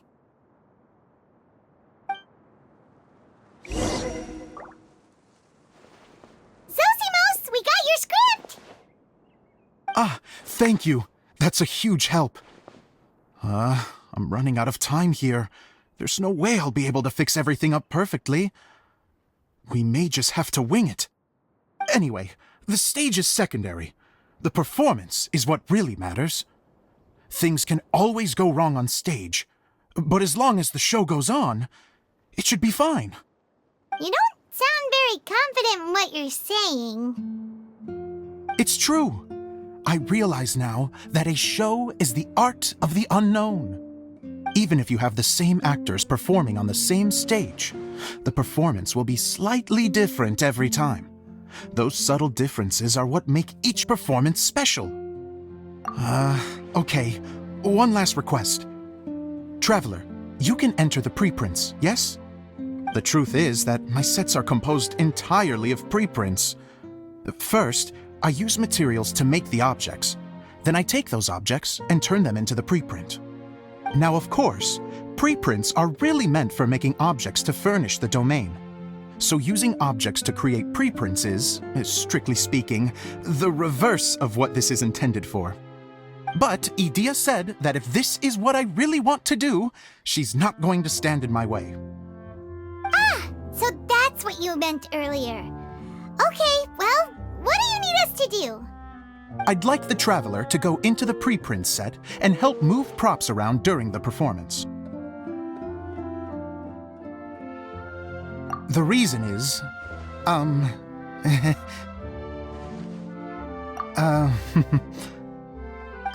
Paimon gets it now. If you're busy directing, moving the props, and operating all the mechanisms, you never get the chance to watch the show. Yes, I know that I'm no master playwright, but still. Even if it really is a half-baked script, with shoddy writing and moments of sheer ridiculousness, I'd still like to see it for myself. Just once. Hard to turn a guy down after a speech like that. Thank you. Genuinely, I'm so grateful. I'll go and inform the others. Then, as soon as you're ready, the show can begin.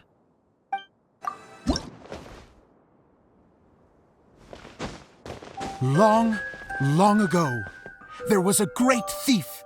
He lived in a land where the light did not shine, where all suffered in the darkness. People call me? Sorry, Kaya. Directly into the microphone, please. Otherwise your voice'll, you know. Okay. They call me the Dagger Bandit, but no one sees that I rob the rich and give to the poor. Here in the dark, evildoers run rampant in the shadows, while the good, honest folk stumble blindly on, just trying to find a way through.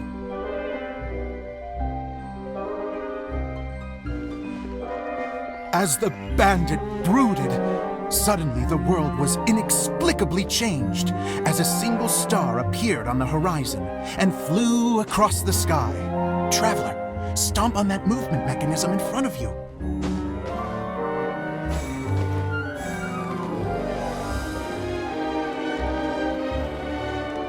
Light. A brief flash, yet enough to illuminate the world. If I can find the source of that light, I can shine it into the darkness, and the people will suffer in blindness no longer.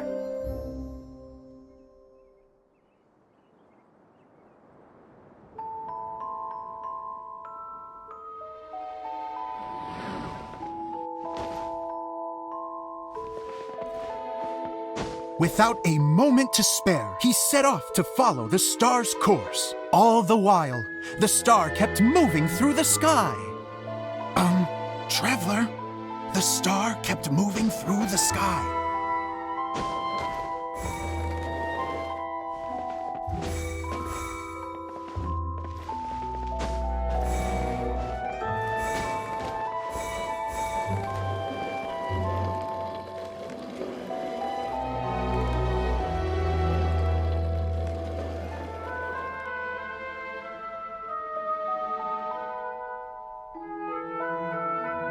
Looks like I have to go through the desert. This could get dangerous.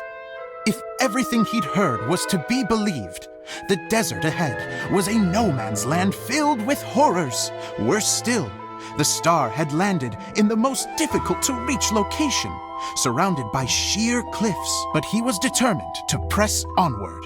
I've come this far, and I'm not about to turn back now. The Dagger Bandit trekked deep into the desert wasteland. Yet when he finally arrived at his destination, he found not a fallen star, but a young girl, dressed in white. How strange. I'm positive this is where the star landed. Young lady, do you know where the light has gone?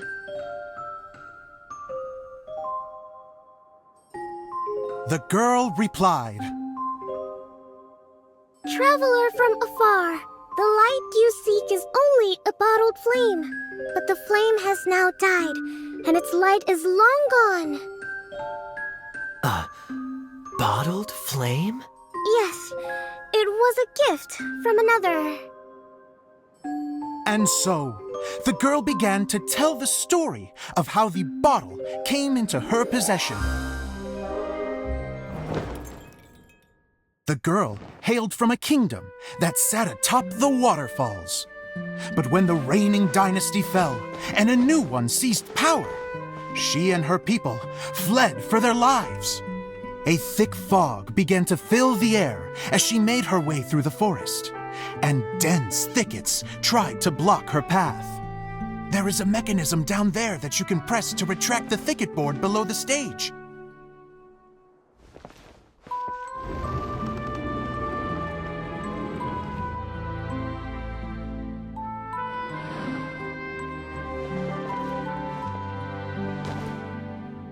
If I only had a lamp to guide me through this wretched forest, then I could survive. With scratches covering her arms and legs, the girl pressed through the pain and made her way forward. The road ahead was arduous, but she was determined to press onward. I've come this far, and I'm not about to turn back now.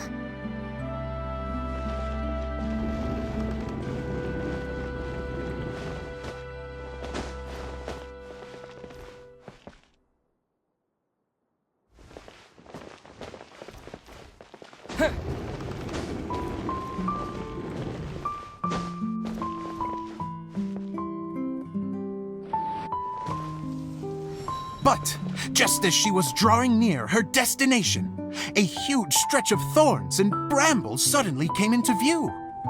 Despair set in and began to weigh on her heart. If only someone could help me, I would give anything in return.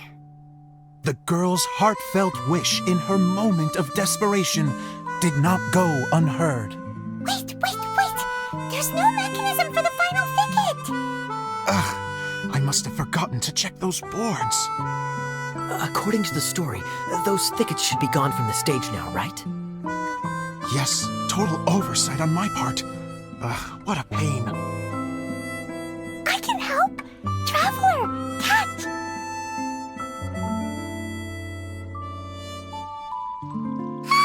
It's a Jumpy Dumpty! The girl's heartfelt wish did not go unheard, for a Jumpy Dumpty who was passing by helped to clear a path for her. Oh, thank you, Jumpy Dumpty. And so the girl continued her journey deeper into the forest. But what she found there was not a lamp, but a mage glowing with fire. So, just to clarify, it was supposed to be the mage who helped burn a path through the thicket. Save it for the end, man! The mage took pity on the girl and handed her a bottle. Then, the mage began to tell the story of how the bottle came into her possession. The fiery mage had an adventurous spirit and enjoyed taking long journeys. On one such journey, while taking rest in an oasis, she found a beautiful bottle by a crescent-shaped lake. Klee, quick, get in the light. She was an extraordinary mage, with the power to grant people their wishes. She turned the bottle into a thing of equally extraordinary power. But the only place that it could make wishes come true was inside of the bottle. Oh me, oh my! Look at this wonderful bottle of mine! It could make a fine toy! But better still, a sojourner's home! The fiery mage blew into the bottle, allowing it to grant one single wish outside its glass walls. Am I supposed to blow into it? Wow, it lit up! A flame was kindled within the bottle, and it began to glow a fiery red, just like the mage herself.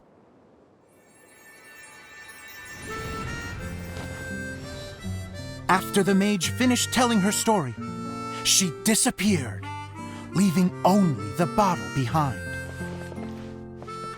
A magic bottle that can grant wishes.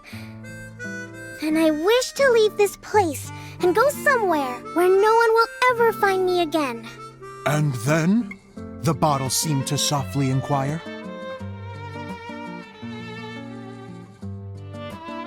I don't know.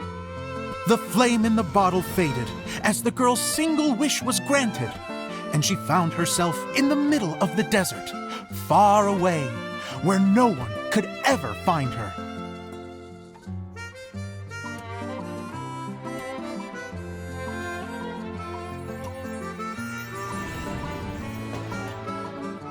When the Dagger Bandit listened to her story, he sighed in disappointment that the flame with the power to grant wishes outside of the bottle had already died. But this doesn't make sense.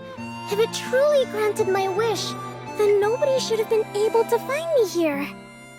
Maybe they shouldn't. The desert is difficult and dangerous to navigate, but I was determined to make it, no matter what.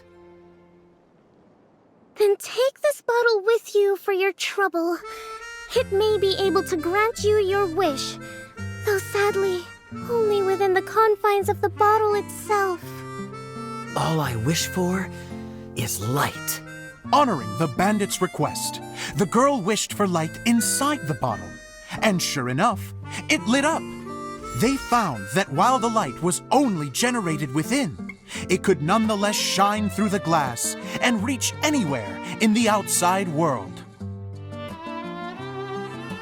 Even though it doesn't burn as brilliantly as the light that shone before, this is still an extraordinary light. What will you do after I take the bottle? I don't know.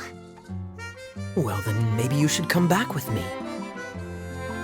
With no reason to refuse, the girl accompanied the Dagger Bandit back to the land where the light did not shine. They brought light to that place, and the darkness was dispersed, and they lived happily ever after.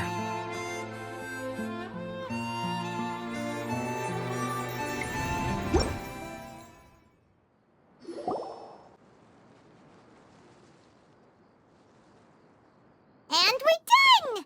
Seems the show went pretty well.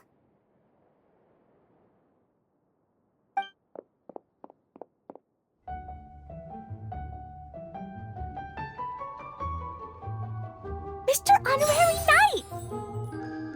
Didn't I do great? I felt like I really was the fiery mage! Wow, great costume, Glee! As soon as Paimon saw your shadow, she thought straight away, what a cute hat! Glee loves it! Thanks, Mr. Zosimos! Oh, wait, no, I mean, Mr. Director. Mr. Director? Ha! No one's ever called me that before. Thank you, my dear little mage. Thank you so much. Oh, I'm so happy. Miss Dia said that she tailored it a little bit so it would fit me, but you are the one who designed and made it. You're amazing. Yeah, that's amazing! And it sounds like Adia did a great job too! It was nothing really. Just one of those, oh no, whatever shall I wear to the ball moments. Sewing comes in handy at times like that. Sewing is an art in its own right. You're more talented than you give yourself credit for, Idia. Really? Oh, I'm just gonna go for a second. Please, chat amongst yourselves. She gets embarrassed so easily. She really can't handle being in the spotlight. Idia's a sensitive person and doesn't have a whole lot of self-confidence. I hope all the excitement hasn't brought her to tears. Oh, I'm a little worried. Don't worry. I'll go make sure she's okay. I'll see you all later. So, what did you all think of the play? Any thoughts? Huh? Uh-oh, time to get serious. Now, are you sure you want to hear what we really think? Oh, absolutely! I had the courage to ask, didn't I? So, don't mince your words. Go ahead. Speak your mind. I can take it. Okay, Paimon will go first. So, the dialogue at the beginning was pretty good, but it ran out of steam as the story went on. Paimon could tell that you ran out of inspiration somewhere along the way. The characters were honestly a little bit ridiculous. Paimon didn't get what you were trying to do. The moment anyone started to show any kind of substance, suddenly the scene was over. Yes, all very good points, Paimon. I would add that in its attempt to pay tribute to the series 1,000 Nights, all semblance of a coherent was sacrificed. Plus, I do have to penalize you for the issues with the props. Miss Dia, what are you doing back here? Oh, you know, I return like the tide when people start discussing something important. Huh. Especially when it has to do with criticizing my show. Mm-hmm. But there was one thing I liked about it. Just one, mind you. The story had a good ending. You think so? I thought I was letting him off lightly. Idia, could I borrow you for a moment? Oh, sure. Excuse me for a moment. Back to you, Paimon. Keep up the good criticism. Okay, in that case, Paimon did have one other complaint. Let's hear it. Taking criticism on the chin is all part of being a director. The ending was all wrong. The girl's motives were clear and simple the whole way through.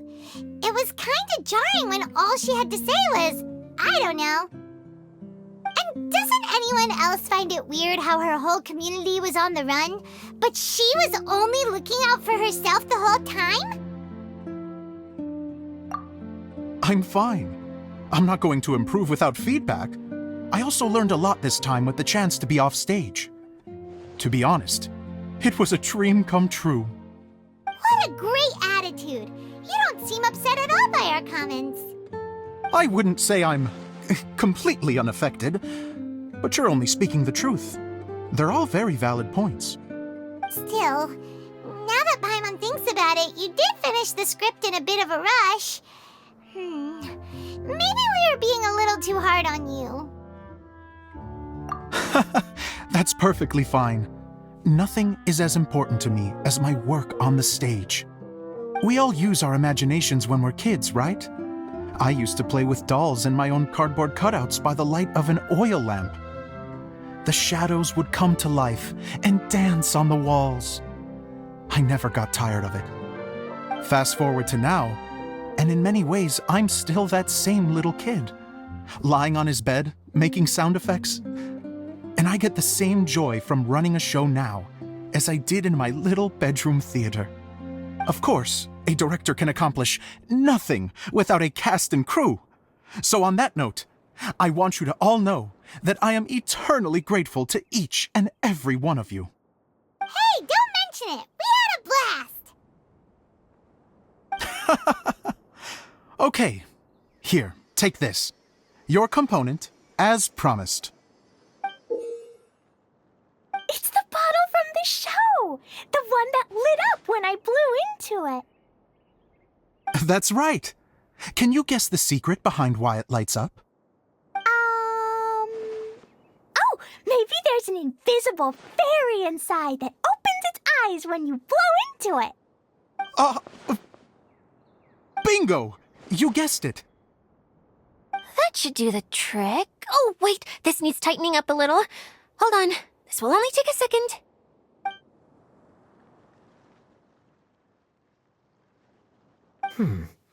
This outfit's more fashionable than I imagined. Excuse me, everyone. Do you have a moment? Especially you, Zosimos. Idia wants to do a little something for you. She says it'll be a dream come true. A dream come true? Yes. She said that as useless as she is, she wants to do something for you as the first person to have heard of your dream of being a director. Her words, not mine. I'd have to disagree, though. I have never thought of Idia as a useless person. How is this suddenly about me? If everybody is ready, then I'd like to invite tonight's male lead to take the stage. Ta-da!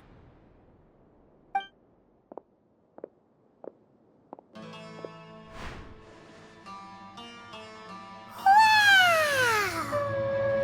Cool! Kaya's turned into the real Dagger Bandit! How is me changing outfits supposed to make the director's day? It's just a prototype costume. Is he that easy to please? Don't be silly. If I know our director, nothing will make him happier than to see his ideas brought to life by the right actor. Well, then I'm happy to oblige. Who am I to argue with the star of the show? Zosimos drew up countless designs and made a few prototypes before landing on this one. It just needed some tailoring to fit properly, so I made a few stitches here and there. I hope the result isn't a disappointment. Oh, it's perfect. Idia, I'm... Oh, I'm so touched. Thank you all. You've made me happier than I ever thought I could be.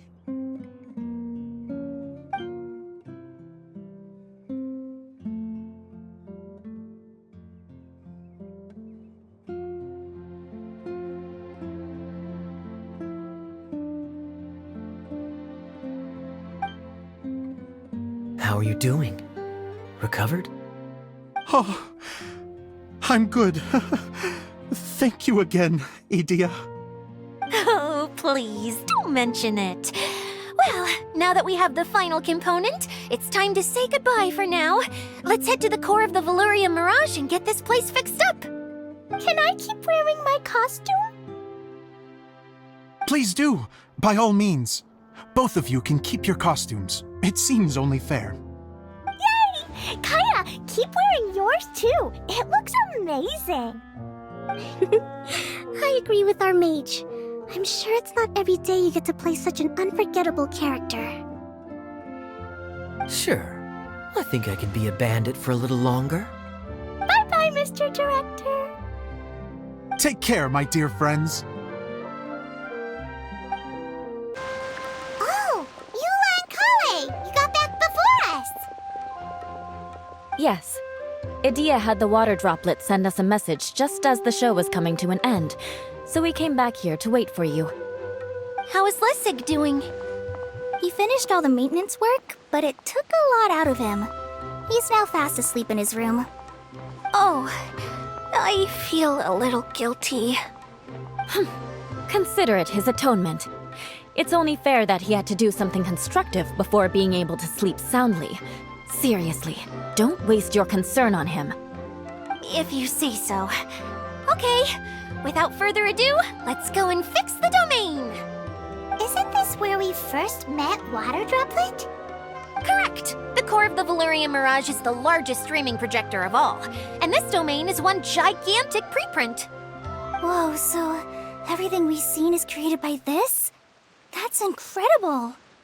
So, to fix it, same process as usual, right? Do we need to use the preprint? Exactly. Well done. You catch on quick. It's hard to forget after doing it so many times now. Let's get going.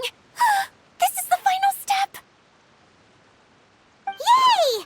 Suddenly Paimon's really excited. We did it! But why isn't it turning? The components are back in the core, and the hub is restored to its proper shape again. That's all we needed to do. Like any wound, it just needs time to heal. It'll probably just start turning again one day in the middle of the night when no one's looking. Really? I thought that with your special abilities, you could get it turning again right away. What? Huh? All of us are dying to see it. Not just how the domain looks when it's fixed, but also Idea. In her element. I want to see Adia using her magic powers too! I bet they're super awesome! What are you guys talking about? And how is Clean on this, but Paimon isn't? They're referring to our mascot's true form. As I've said all along, there's much more to Idea than she gives herself credit for. She has a very special power. Though, I think some of us have sensed that already. Did you notice right away, General? I only found out when I was chatting with Eula. So our general was the first to notice. It seems like she's more perceptive than she lets on. I'd say the same about you, Kaya. What the? All of you? No? I mean, I wasn't trying to hide anything from you, I promise. It's just, for people who stumble upon this place by accident, I think my current form is more approachable than my true one. I don't want people to get scared when they see me. What? What is it? And whatever it is, how the heck does everyone know about it? Well, for one thing, I sensed elemental energy in the residents here, but none of them have visions.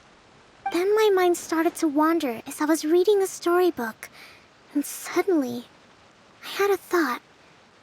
Since hydro-eidolons can change into any form, why not human form? You hit the nail on the head. All right, in that case, please allow me to introduce myself once more.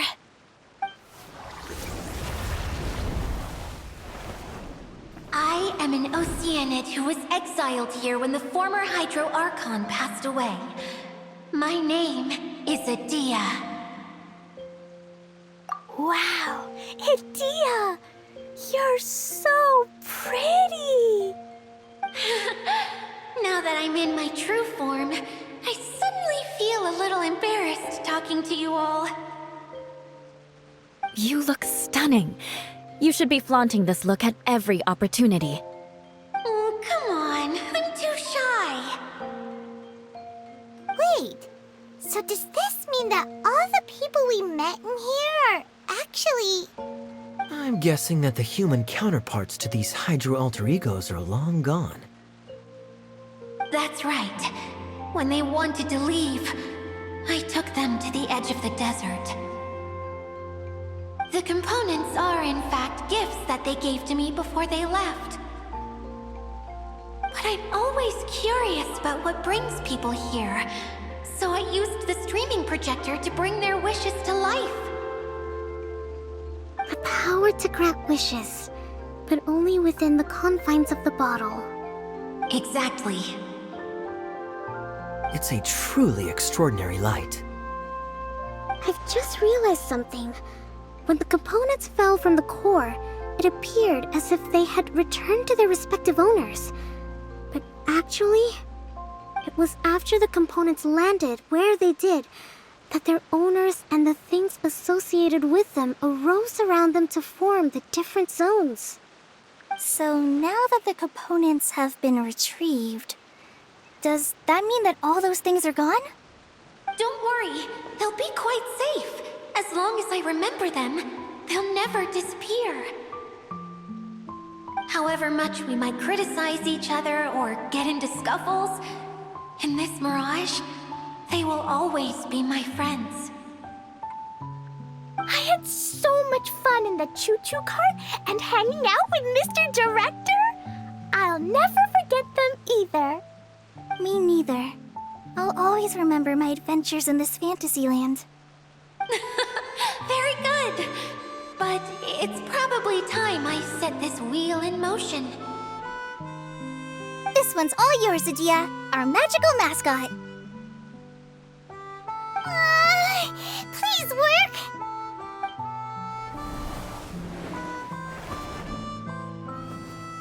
Huh?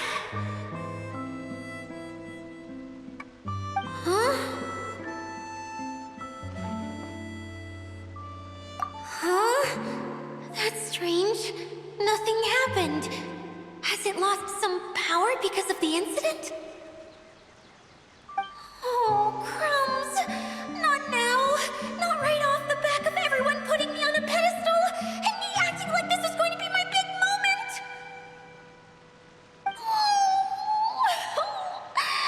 Someone get me a bottle! I'm hiding myself away! See you in 100 years! You're already in a bottle. What now? This was the only way! Now I'll never be able to show you how the Valerian Mirage is supposed to look. Hold on. I have an idea. Yes, General Sangonomiya? I'm all ears.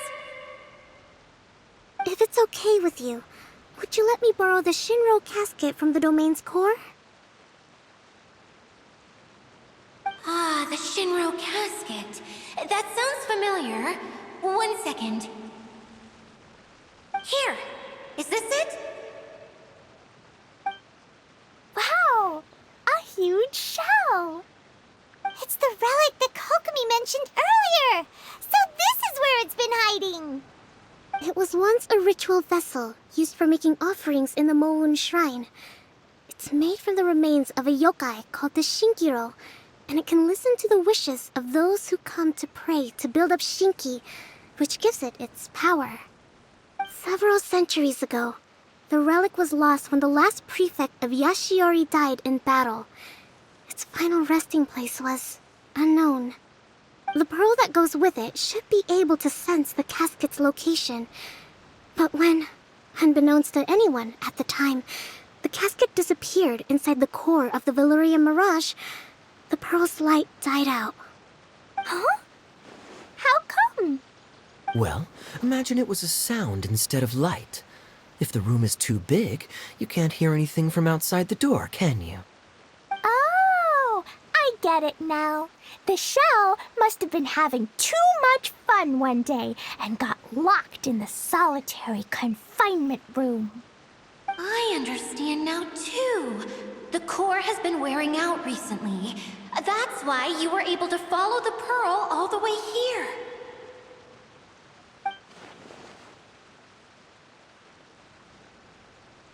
To get back to the story, without the offerings at the shrine, this vessel quickly loses its power. Yet countless people who have visited this domain brought their wishes with them and left a small piece of themselves behind along with their gifts. These have the same effect as the offerings at the shrine. Wow! I never knew this thing was so powerful. It is. Powerful enough to help you repair the Valerian Mirage with any luck. But what do I do with it? It's simple. We just need to awaken it by telling it what we wish for. For example, my name is Sangonomiya Kokomi, the divine priestess of Watatsumi Island. And my wish is to use my critical thinking and strategic planning skills to bring a little more joy into the lives of my fellow Watatsumi Islanders, as well as the lives of everyone I cherish. Itia, what do you wish for? Me? My wish is that all those who have sojourned to the Valurian Mirage in the past will achieve what they truly wish for. Not just in this domain, but out there, too. Even though I know full well that trying to build a railway in the outside world is just a pipe dream, and that Maimuna will probably just go back to being a scholar. And I know that Zosimos has a lot of improving to do as a playwright. It's going to be tough for him back in Fontaine. Chasing your dreams is hard work. Despite all of that, I still hope that somehow, someday, they will achieve their dreams.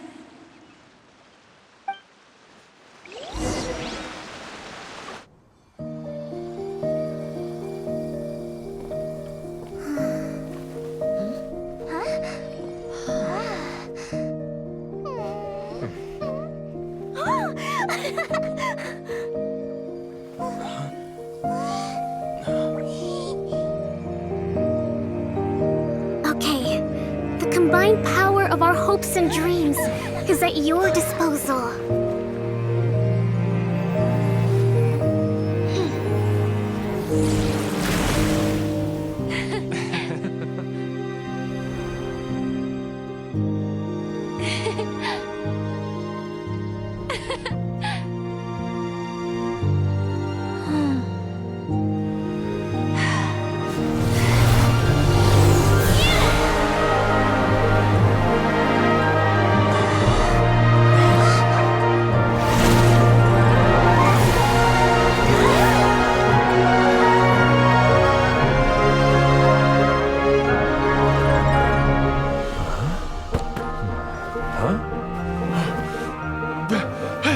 Look!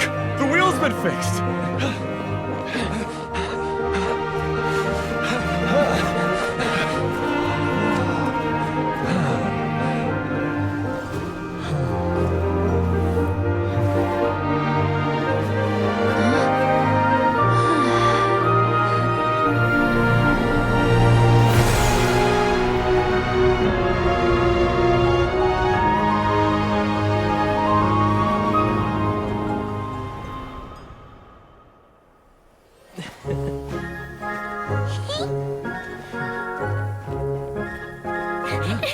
Come on, hurry!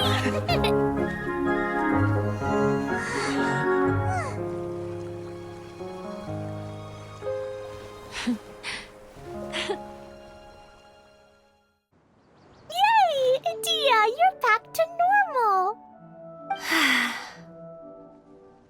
Everyone's praise and curious questions went to my head.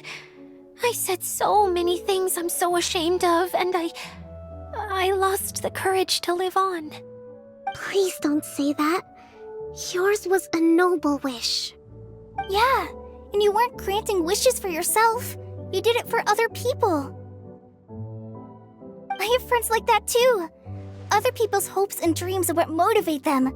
They'll work tirelessly just to see them smile. If you ask me, that's one of the most noble things a person can aspire to. Please, no more praise. I'm really not comfortable with it. It makes me feel so ashamed. Someone like me doesn't deserve so many people's praise. It's like I'm dreaming. Well, at least the domain is fixed now, and all the components are back in place. What's the matter, Klee? I suddenly have loads and loads of more wishes. I want to ride the choo-choo cart again and look down from up on top of the big wheel. Is there a way to get up on top of the wheel, Adia? There is a way, but there's only space for a very few people. That's okay. I can go up by myself. But it'd be more fun with Mr. Honorary Knight. Are we sure about this?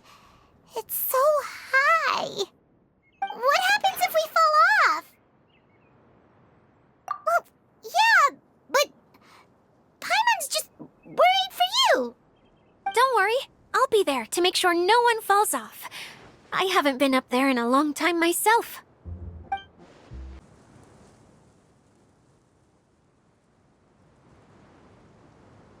Whenever people have to leave this domain, I like to come up here and spend some time alone after I've seen them out. They're always overjoyed when they first arrive and start bringing their imaginations to life. But once they realize that they can't take anything home with them, they get upset. Some of them can't bear to leave. Others regret ever setting foot in this place. Do you ever get sad, Idia? I feel lonely at times, but not sad. A lot of people destroy everything they created before leaving, but some don't, like the residents you met. Before they left, they asked me to make replicas of themselves using hydro-eidolons. Then they tasked these replicas with maintaining everything they built here, as if this was their way of keeping their dreams alive. That's beautiful.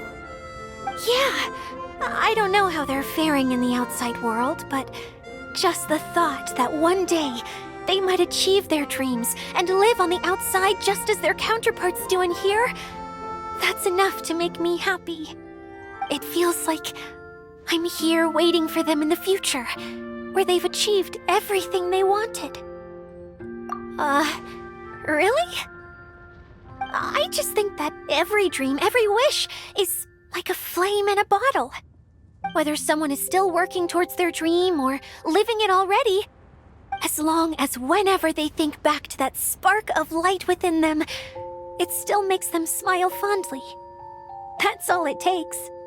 Well, I feel super happy right now. Then I guess I finally paid Alice back after all these years. Funny to think I've been in the middle of a desert this whole time. It's just a giant muddy swamp to me. Time for Paimon to give you a nickname! Mud Fairy! Watch out for Idia the Mud Fairy! How dare you mock me! Roar! I'll gobble you up in one mouthful! Oh. I'm still embarrassed to have shown you my uglier side, but I'm glad the Valorium Mirage is up and running again. This place is going to be bustling with activity again soon enough. I hope you'll take some time to enjoy yourselves. Yep, I want to get everyone together for one last ride on the choo-choo cart.